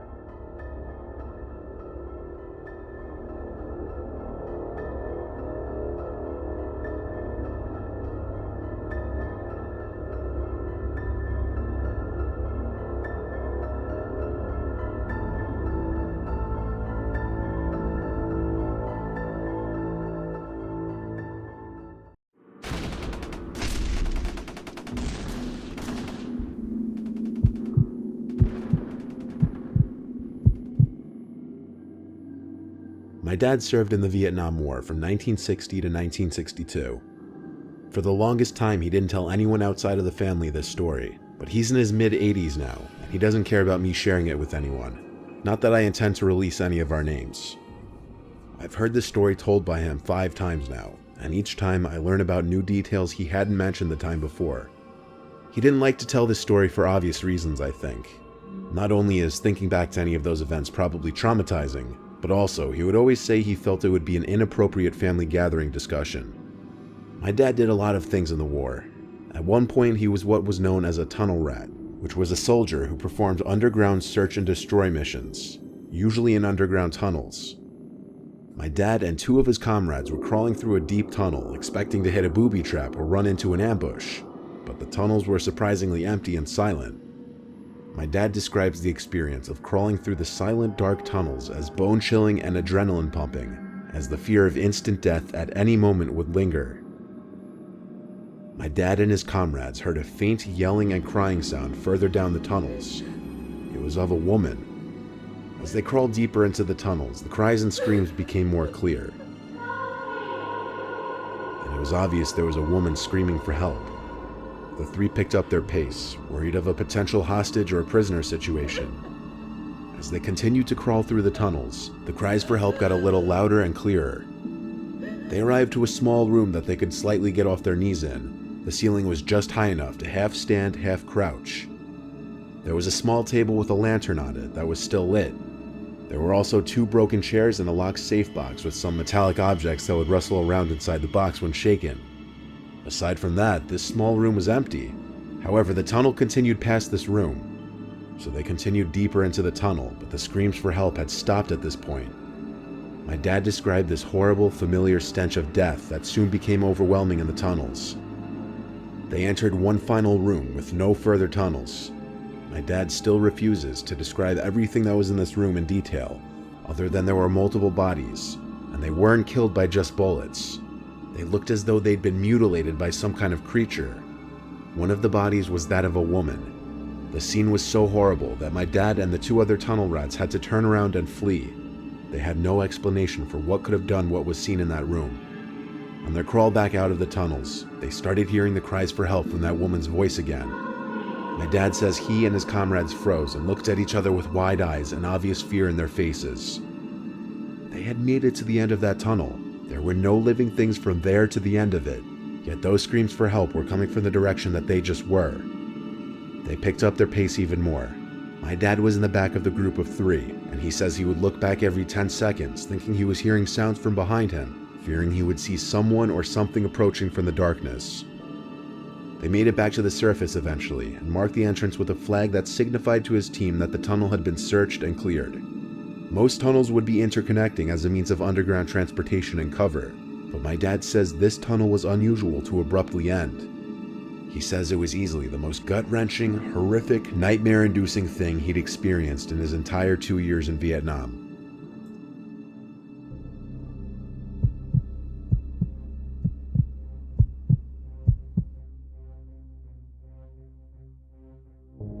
My basic training for the Air Force was at Lackland Air Force Base in San Antonio, Texas. After that, I was sent to Shepherd Air Force Base for technical school, and after my graduation, I received orders to McGuire Air Force Base in New Jersey. There, my job was aerospace mechanic at first. I started on the night duty, unfortunately, so my sleep schedule was basically non-existent.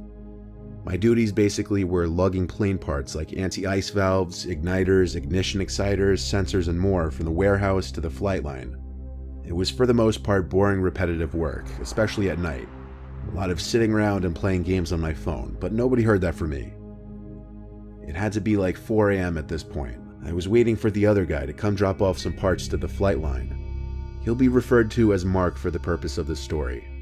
I was waiting by the back cargo area of the plane we were working on at the time, sitting on a box scrolling through my phone.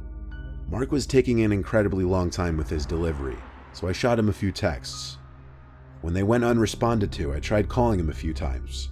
The calls rang 4 times, then went to voicemail. I figured he was either screening his calls, lost his phone, or was just very busy at the moment. I waited and waited, and he never showed up. Eventually I got a call from Mark's number, so I picked up, but it wasn't Mark's voice on the other end. It was some random guy. He sounded like a grown man in his 40s.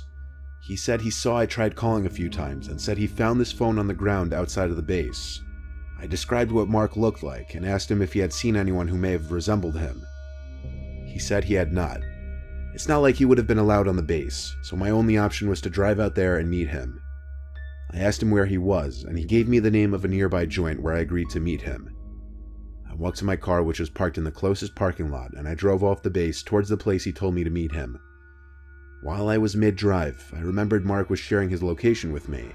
Long story, but we basically met these 2 girls this one night while off base who we separated from each other with. We, as a joke, started sharing our locations with each other in case we got quote-unquote murdered, as we kept joking.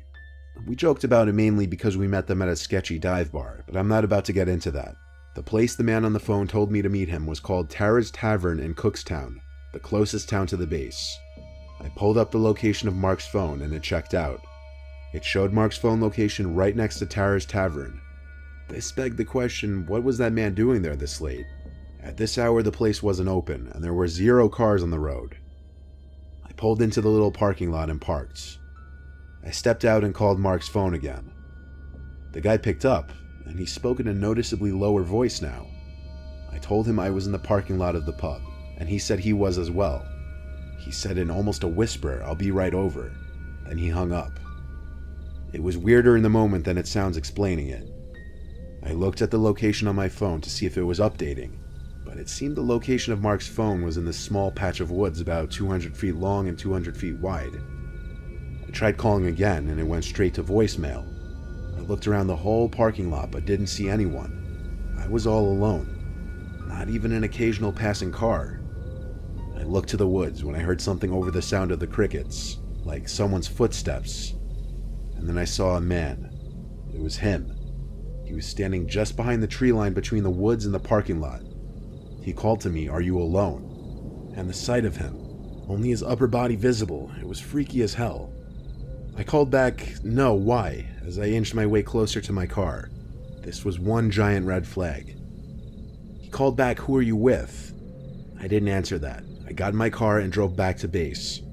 I called my supervisor and told him Mark was missing and someone was hiding in a patch of woods with his phone. My supervisor told me he was with Mark at that moment. He told me to meet them at the small building by the flight line. I met with the 2 and told them once again what I witnessed when tracking his phone. Mark told me what happened. While off the base, he was approached by somebody outside of a 24/7 convenience store asking for a ride back to the base. Mark believed that he was actually in the Air Force at first and let him in the car. But as they were driving, the man asked Mark to pull over by the woods so he could pee real quick. Mark obliged for some reason. As Mark was pulled to the side of the road by the same small patch of woods by Tara's Tavern, he wasn't paying attention for a minute, and his door was opened by the man. Without a second to even react, The man was grabbing Mark's arms and squeezing them as he tried to pull him out of the car. Mark said he kicked at the man's groin area until he let go. He dropped his phone and it fell out of the car during the struggle, but as he was free, he drove the car away with the door still open at first. And next thing that happened was he went back to the base to talk with our supervisor. We of course called the police and all went to Tara's Tavern to check if the man was still there. The location of Mark's phone was no longer popping up on the map. It's possible the man destroyed the phone. All we did was file a police report. Some people out there are actually crazy and dangerous. Who knows what he would have done to either of us if he had gotten us in the woods.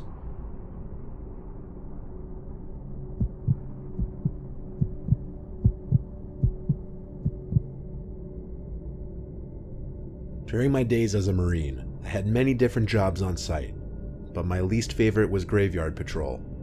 At one point, I was one of the few with the overnight graveyard patrol shift for a nearby memorial cemetery. As you would imagine, it was a pretty slow shift with not much going on. Oddly enough, even though the cemetery was in a remote location surrounded by dense forest on each side, and I was working the literal graveyard shift, I found the job more relaxing than scary or unnerving. I would be the only one in the cemetery, and my relief would come around 4 a.m., which would be the end of my shift. So this had to have happened past 3 a.m., nearing the end of my shift. It was on this otherwise regular night that I was patrolling near the perimeter fence where some of the older headstones were. I wasn't allowed to be on my phone. If I were to be caught with my phone, I would be reprimanded. Even though it was unlikely to be caught since there was no one else really around except for me, I tried my best to follow that rule. So it was just a lot of walking around and looking at old headstones.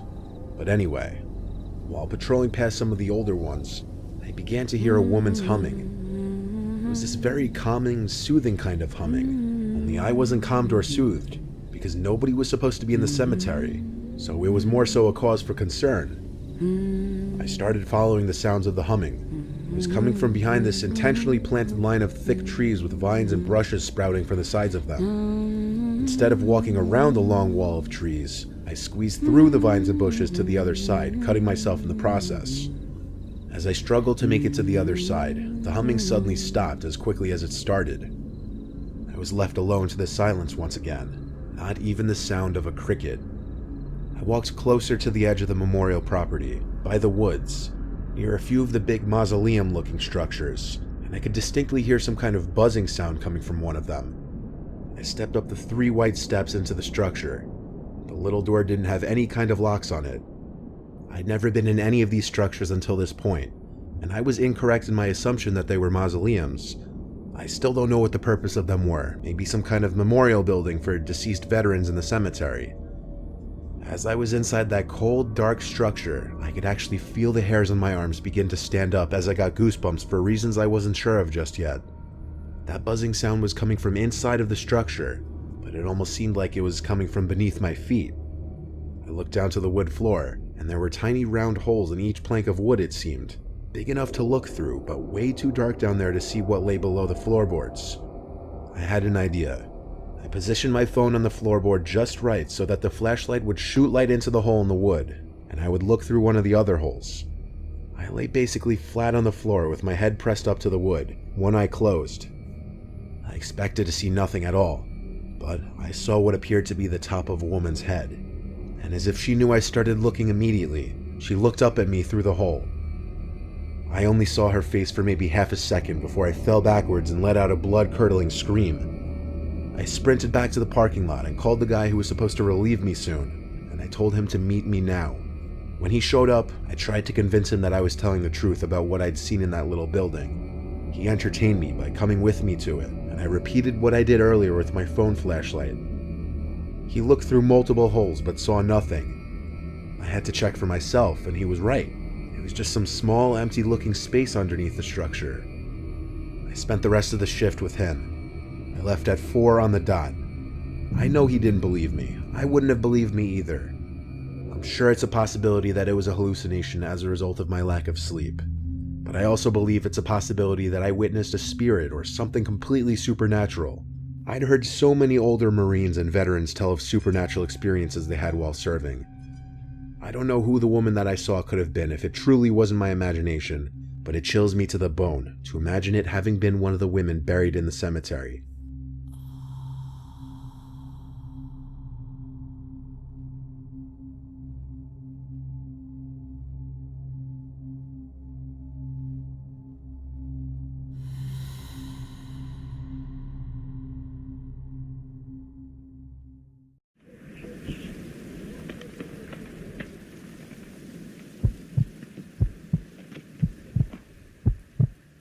This particular story took place when I was in the Air Force and stationed in Louisiana.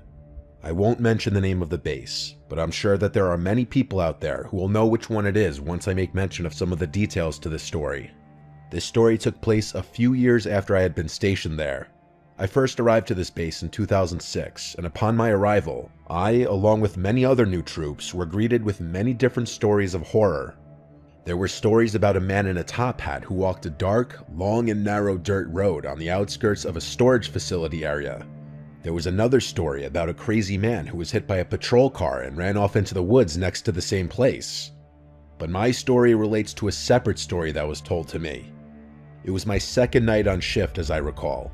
I was posted with an airman who had been there for several years. He gave a rundown about some little girl who had been visiting her father when the storage area we were working in was being constructed, which was well before any of our time. The story went that that little girl was playing on some of the structures while her father was working, but had fallen to her death by slipping off the edge at the top of the structure itself. Most of the story didn't make sense to me at the time, but regardless of the facts, it still scared the shit out of me. To make matters worse, the airman had taken me to the exact place where the supposed story took place. He would shut off the engine and turned off the music as we just sat there in silence. He startled me a few times, but nothing ever happened. Now, skip forward about 3 years. I was scheduled to work that particular spot of the base this night. Keep in mind that I'd been visiting this spot for years now, but at this point, the storage area had been completely closed down except for a few minor areas, which required us to do physical drive-thrus and checks of this area. The shift itself started out rather shitty. Me and my Alpha, aka partner, had been given a cattle truck to do this patrol, as our normal vehicle was in the shop for maintenance. Yeah, I'm not kidding, a cattle truck. I know this part doesn't seem very important to the story at the moment, but it will tie into the story eventually. So to save on time, let's skip forward a few hours. We were scheduled to do 3 random checks of the storage facility that night, and we had already completed 2 of the 3 prior without any issues. So come about 4 o'clock in the morning, we decided to do our last check, seeing as all the maintenance guys had went home for the night in this area. The only way to access the area was with 2 very large separate gates, which took forever to open. We pile in, lock the gates behind us, and continue on our way. My Alpha was driving during this check, and I was the spotter who used the flashlight to check the lock on each structure. An important detail that I left out, which may be necessary here, is that the story of the little girl had taken place on a road within the storage area, which we called Echo Street. By this point, everything was fine, and we had finished our rounds. My Alpha makes the final turn down Echo Street. We had both been pretty talkative during most of the night, and we were just shooting the shit, when I got an uneasy feeling. Something felt different, but I couldn't make out what it was. We were about halfway down the road when things became almost completely and frighteningly silent. Even the rumble of our cattle truck and the faint noise of the radio playing seemed to become less audible. As we approached the structure from my previous story, and I must stress at this point that even telling or typing this part still brings a chill down my spine and makes my eyes tear up in fear, but as we approached the structure itself, I turned my head to the outside of the window opposite of the structure, and out of my left ear, I hear a sound that nearly caused me to piss myself.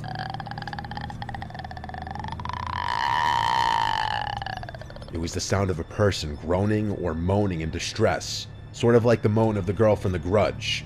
Yes, I'm very serious. The faint, creepy moan begins to ring inside the cab of the truck between the 2 of us, in between the dark emptiness of the middle seat. I feel my blood turn cold, and I quickly turn to my Alpha and yell, "Dude, cut that shit out." My Alpha turns to me with a confused look on his face. At this point, he begins to take his foot off the accelerator and asks, "Am I going too fast?" I remain silent for a moment, with my hand in a pausing gesture, and I listen. I hear the noise again. My partner interrupts and asks, "What's wrong?" I quickly turn the music off without saying anything at first, and then I whisper to him, "Do you hear that?" He stops the truck in confusion and listens closely. It was almost dead silent for a second or two when we both hear it this time. That long, chilling groan of a woman. It echoed in my ears. It sounded like someone was struggling to breathe and taking in a giant breath of air while someone was trying to strangle them. The sound was beyond terrifying, and the fact that I wasn't the only one hearing it only made it more of a horrifying experience. I found myself beginning to ask him my original question again. but he quickly interrupts and says with a strong sound of fear in his voice, "What the f*** is that?" We stupidly waited to see if we could hear it again.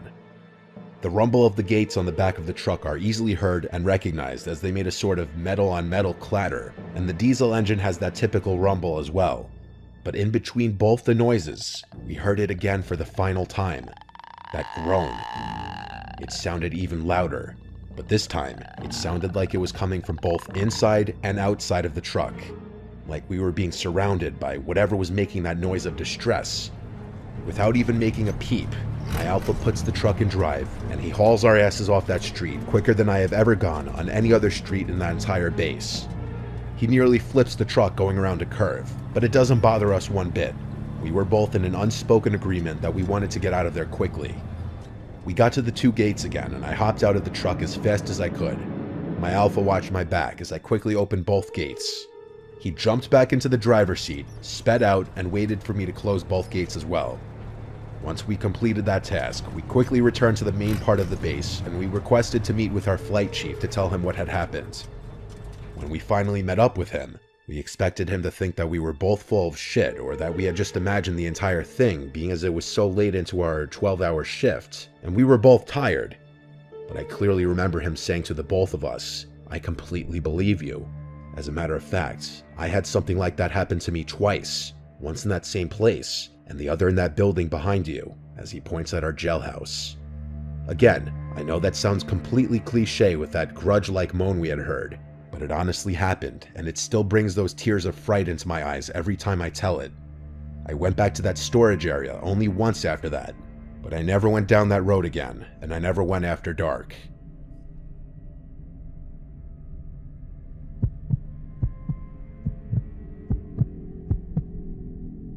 I haven't told my story to many people except for my wife and a few other of my close friends. It happened while I was stationed in the army as a radio operator during the Vietnam War, and I haven't forgotten it to this day. I was a young recruit, freshly drafted out of high school, and I didn't know much about the war. I had no idea what I was getting into or what it was all for, but what I did know was that I had a duty to my fellow servicemen. We arrived on a Friday evening and got loaded onto many buses to be taken to our barracks. The air was very humid, and the soil was soaking wet due to a storm that had just passed through the area. I vividly remember the drive and how it stunk like sewer. My first night was uneventful and quiet, but we all felt the tense atmosphere as our drill sergeants taunted us with stories during basic training. I remember the half moon right over my head, which kept peeking out from over the clouds, and all of us were just sitting around telling jokes. I was more of a technical guy and didn't have much aptitude for comedy, so I just listened in. My duty was to manage communications between my unit and all of our other guys so that everyone knew what was going on everywhere else. I carried a box on my back, which were the size of radio devices back then, and also a ton more equipment and supplies. I was quickly assigned to a tight-knit unit who had just lost their communications operator to a landmine, and I remember the first time we made contact with the enemy. It was the loudest thing I ever heard. We were in a dense part of the jungle and couldn't see the enemy at all, but we quickly ducked as soon as they began firing at us, and we opened fire in their general direction in return. The chaos seemed to last forever, and we probably ceased fire after a couple of minutes. We advanced forward to close in on the enemy and secure the area, and it was the first time I ever saw the enemy up close. There they were, 3 dead Viet Cong soldiers laying in a pool of their own blood. I couldn't believe that I was looking at 3 human beings that were alive just moments ago. Young guys who maybe had sisters or brothers and parents. They were probably just chilling around moments before we arrived, and here we are moments later, looking at their motionless bodies. But I must say that I felt justified, because they were the enemy, and they would have been standing over our dead bodies instead. A few days later, we got assigned to a different location, which saw heavier casualties and needed more support. I grew accustomed to the violence and saw many of our young men die painfully. One day, I was told by my NCO that someone wanted to speak with me. I was greeted by an older man in his late 50s who looked totally out of place. His demeanor was calculated and predictive, and even my commanding officer seemed to have turned into a yes man in front of him. He introduced himself as Frederick Douglas, an intelligence officer stationed nearby, and that I was going to be assigned to him as an RTO for his unit. I liked my unit and wanted to stay with them, but orders are orders, and I had no choice, so I got on the Huey and went with him. We landed in a heavily wooded area next to a few Viet Cong huts. It was heavily built up by the enemy, and I could definitely imagine the fight that must have taken place here. There were some guys who had gas masks on and others standing nearby, but they didn't seem to notice me or even care that I was there. It was a very strange atmosphere that didn't feel quite right. These guys didn't act like normal soldiers and definitely didn't have the look of fear in their eyes as most of us did. I even tried to talk with some of them, but all I got was a strange, emotionless glare like they were infected with something. Whatever it was, they all had it, and it made me feel very uneasy. Officer Douglas and I entered one of the smaller huts, and I was told to stay put until someone would come and get me. I should have just stayed there and waited, but I was too curious and apprehensive to relax. So I just made my way out towards the main tent and took a peek inside. What I saw made my stomach drop like it never had before. On a makeshift table lay 6 murky containers. Each one of them had a severed head of a guerrilla fighter inside, with several tubes and wires protruded from them. A green liquid seemed to be reacting with the heads, as their mouths and eyes were quivering like they were half alive. I suddenly felt a hand grab onto my shoulder. It was Intelligence Officer Douglas, and he looked very upset. I meekly asked what they were doing inside there, but he angrily said that I should not have gone in there and sent me back to my hut. We must have been attacked or something, because I woke up a day later in triage with several broken ribs and a fractured collarbone, with no memory of anything that happened right after that. I never saw Officer Frederick Douglass or those soldiers ever again during my time, if that was even his real name. And I often wonder what those guys were doing back there. Maybe they were trying to gather intelligence from dead enemy soldiers or something. Either way, it was a strange experience that I'll never forget.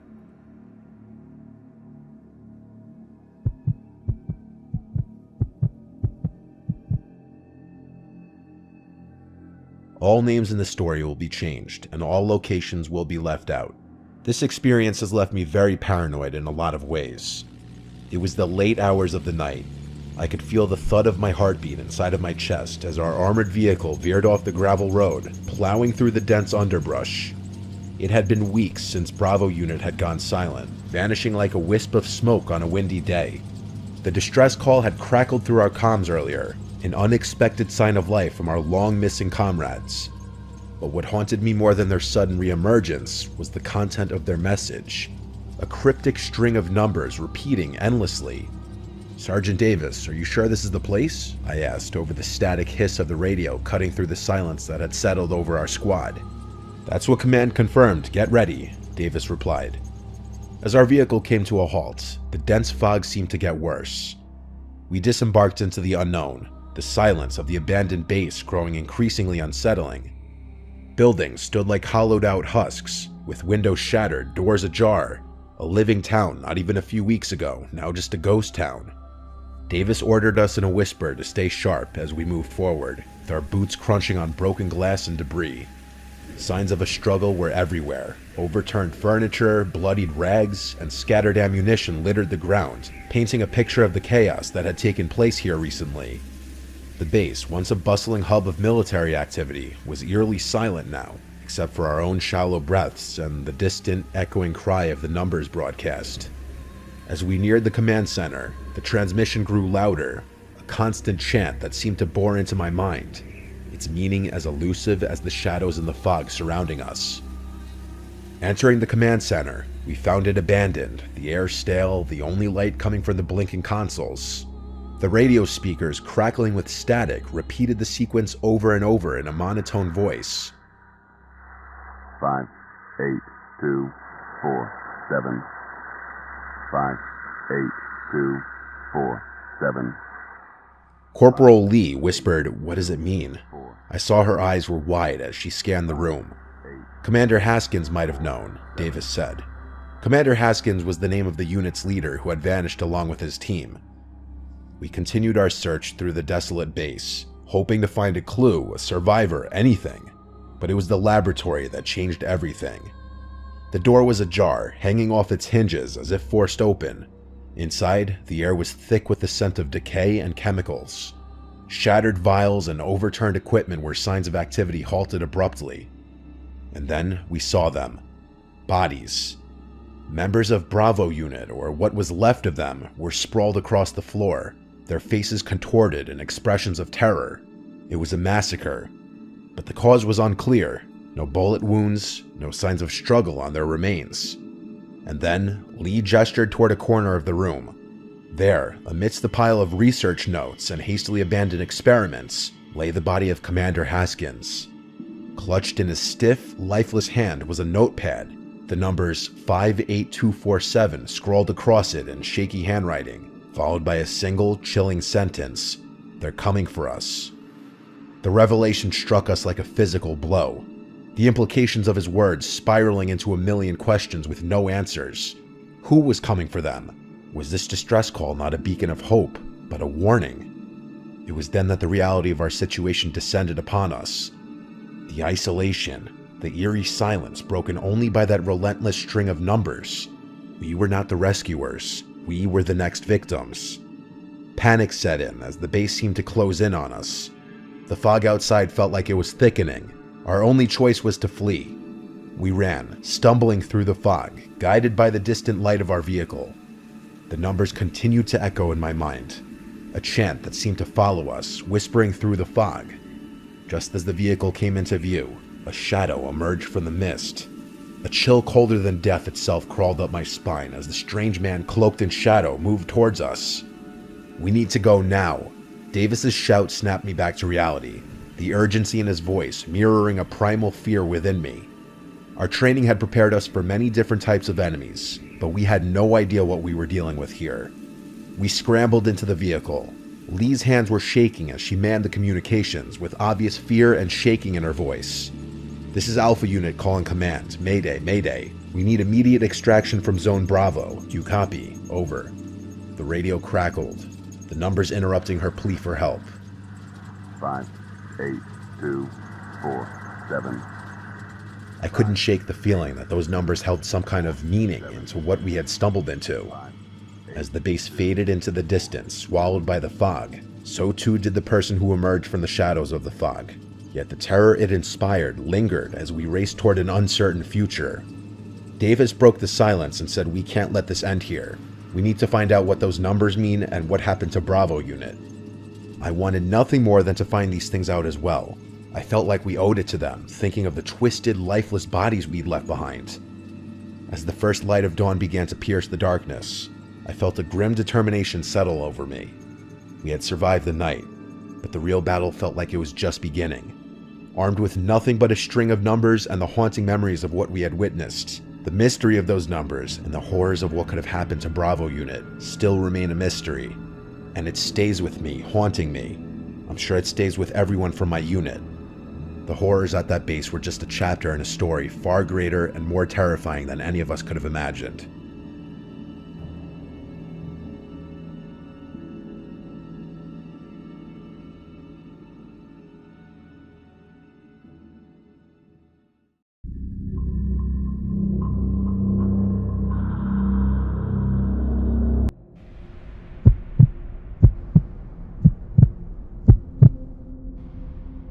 I've had 3 girlfriends in my life. My current girlfriend, who I've been with for 3 years happily, my first girlfriend in college, and my second girlfriend, Kelly. Kelly was someone who put me through hell emotionally and sometimes physically. I'll start from the beginning. Kelly and I matched on Bumble, and upon seeing that we both attended the same college, we based our conversation off that and any people that we may have mutually known. After seeing each other for about a month, we made it official, and we dated for about 6 months. Like most relationships, at first everything seemed great, and we got along fine. But the illusion of being a happy couple faded after a few months, when Kelly would start becoming very controlling and downright obsessive over knowing what I was doing at all times. The longer we dated, the more I realized she didn't have many friends at all, maybe 1 or 2, that's about it. So when I would go out to see my friends on the weekends without her, she would always obsessively text me every 15 minutes asking me for proof of where I was. If I were ever to be at a bar without her, she'd throw a fit. She'd make me share my location with her after 4 or 5 months of dating. It got to the point I couldn't handle it anymore. She had too much time on her hands to worry about what I was doing constantly. I couldn't even go see my friends without constantly being attacked and interrogated by her. But one night, things escalated far worse than they ever had. Admittedly, I ended up at a bar and very drunk with a group of my drinking buddies. We started at my friend Kevin's house, and I didn't intend on ending up at a bar. When I got home, Kelly was waiting in front of my mom's house for me, with a batshit crazy look on her face. This was one of the first nights that she laid hands on me, repeatedly hitting me while screaming I'm a dirty cheater and other insane things, all while outside causing a scene for the neighbors to hear. After I had to grab her arms to get her to stop, she shouted things like, "Get off me, I'm calling the police." So I let go and told her we're done. This was officially when I broke up with her, and her response was not good. Every single day I received paragraphs upon paragraphs, ranging from angry to alleged regretfulness back to angry. Eventually, I felt more comfortable blocking Kelly for a while, but that wasn't the end. One of my friends who followed her on Instagram still sent me a screenshot of the picture she posted with this big, ugly, muscular guy who looked like he wanted to kill the person taking the picture. I made a joke to my friend saying, "Wow, I see she upgraded." Kelly did the unimaginable though. I was all cozy in my bed, in the perceived safety of the house. I was home alone, as I usually was living in my parents' house. That was when I heard a pounding at the front door downstairs. I jumped out of bed and went out to the living room to listen. There was a man's screams from the other side. He was screaming, "Open up, pussy." I didn't acknowledge him. I didn't want him to know I was home. Then some random number was calling my phone. When I didn't pick up, I got a text from someone threatening to kill me and telling me to open the door before he breaks the window. I ignored these and called 911. I heard glass breaking from outside.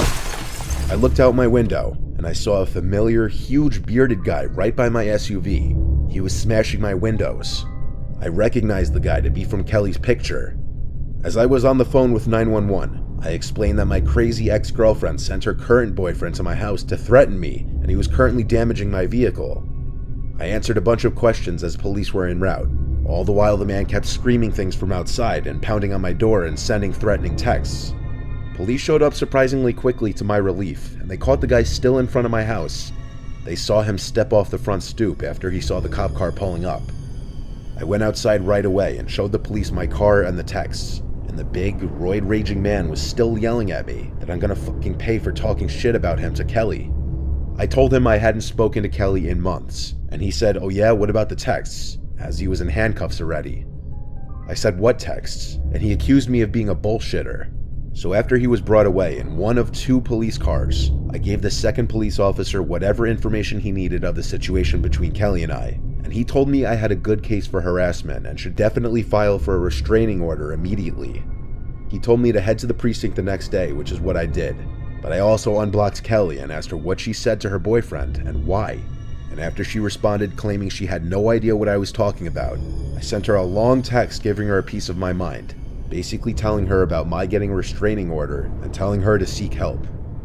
I never heard from her again, nor her crazy, roid-raging, now ex-boyfriend. According to my friend, she deleted the picture with him literally the next day after that happened. I currently have a restraining order against both her and her ex-boyfriend, Javier Cruz. Be careful who you decide to date.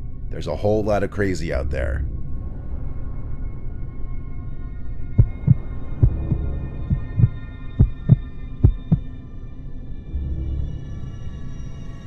I dated my ex Kian for 2 years. It was a toxic, abusive relationship. I endured a lot of physical suffering from it, but I was always too scared to leave it. I live with my single mom on a rougher side of town, the place where I spent my entire childhood. Being a girl walking home alone at night here can be sketchy, which was part of the reason why I stayed with Kian for so long. He is a big guy, and I felt a sense of protection with him, when he wasn't making me feel like shit. A big reason I stayed with him though towards the end was because I was scared of how he'd take it if I broke up with him. My mother always hated him though, and she knew he was no good for me. Unfortunately, it took me as long as it did to cut ties with him. I did it over text one day though, because I knew if I did it in person he'd hit me or go crazy. He still didn't take it well. Seconds after I texted him, he tried calling me over and over. I wouldn't pick up because I was scared. So after the 3rd or 4th attempted call, he started typing for a few minutes, and the text I got from him was a long paragraph cursing me out, a lot of it in all caps. I texted him back that we could talk about it on the phone tomorrow when he's cooled off. He of course sent another paragraph, and I didn't read this one right away because I was about to cry, and I didn't want to deal with it at that moment. My mom was working her second job that night and wouldn't be home till around 2 in the morning. I had class the next day, so I went to bed early around 10, but falling asleep was difficult with my mind racing. Eventually though, I did fall asleep. I woke up in the middle of the night to a sound from the outside of my room. I looked at the clock and it was around 1 a.m. It wasn't uncommon for me to wake up to my mom getting home late at night after work.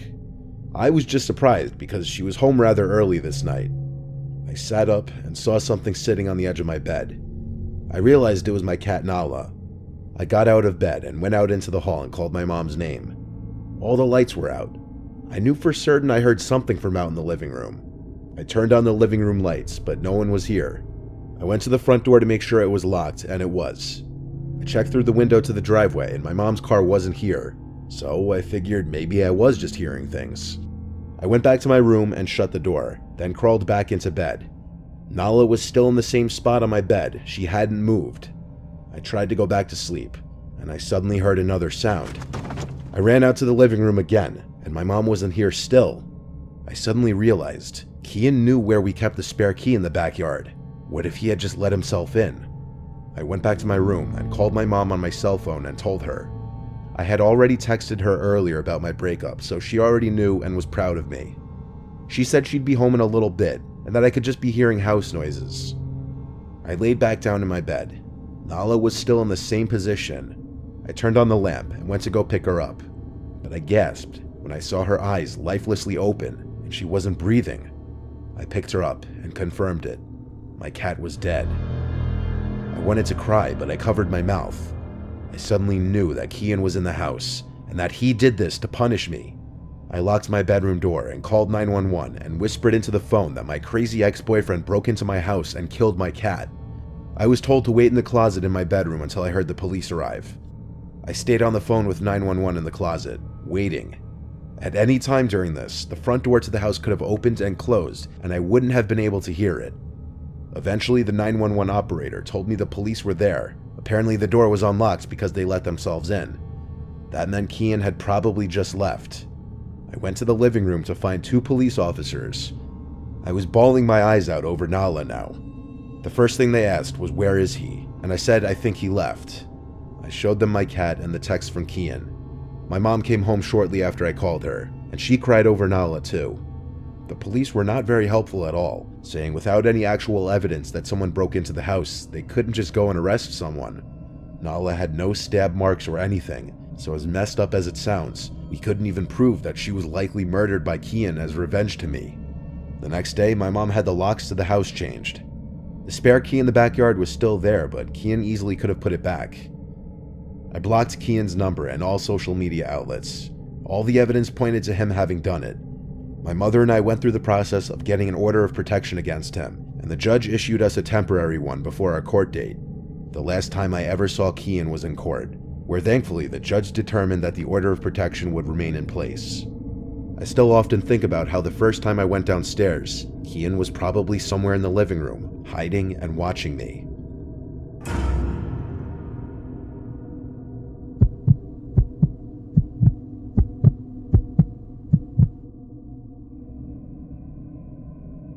When I was in junior year of high school, I had my first relationship. His name was Mike. He was a senior at a different high school the next town over. We met through Facebook. He messaged me and we started talking from there. We started hanging out and going to each other's games. I'd go to his football games, he'd come to my softball games. We officially became boyfriend-girlfriend after a few weeks. Since we were in high school though, we didn't go on a lot of traditional dates like dinner or drinks. We were just kids still. Our dates usually consisted of getting burritos, going for drives, or hanging out at his place since my parents were always home and made it awkward in case we wanted to do anything. The best way I could describe Mike, he was a bit of a hothead. He was big for a 17-year-old, that's why he played football, but he didn't hang out with the jocks. He hung out more with the stoner crowd and the regular crowd. At least that's what he told me. I didn't go to the same school as him, so I didn't see who he was with during lunch. I also didn't really meet a lot of his friends. We mostly hung out just the 2 of us, as opposed to group things. Since he lived kind of far though, and I couldn't drive yet, it did get annoying. And truthfully, I started to develop feelings for this boy Andrew at my own school in my grade. Around the same time, I felt myself losing interest in Mike.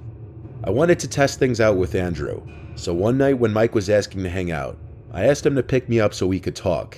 He knew right away something was off when I said that.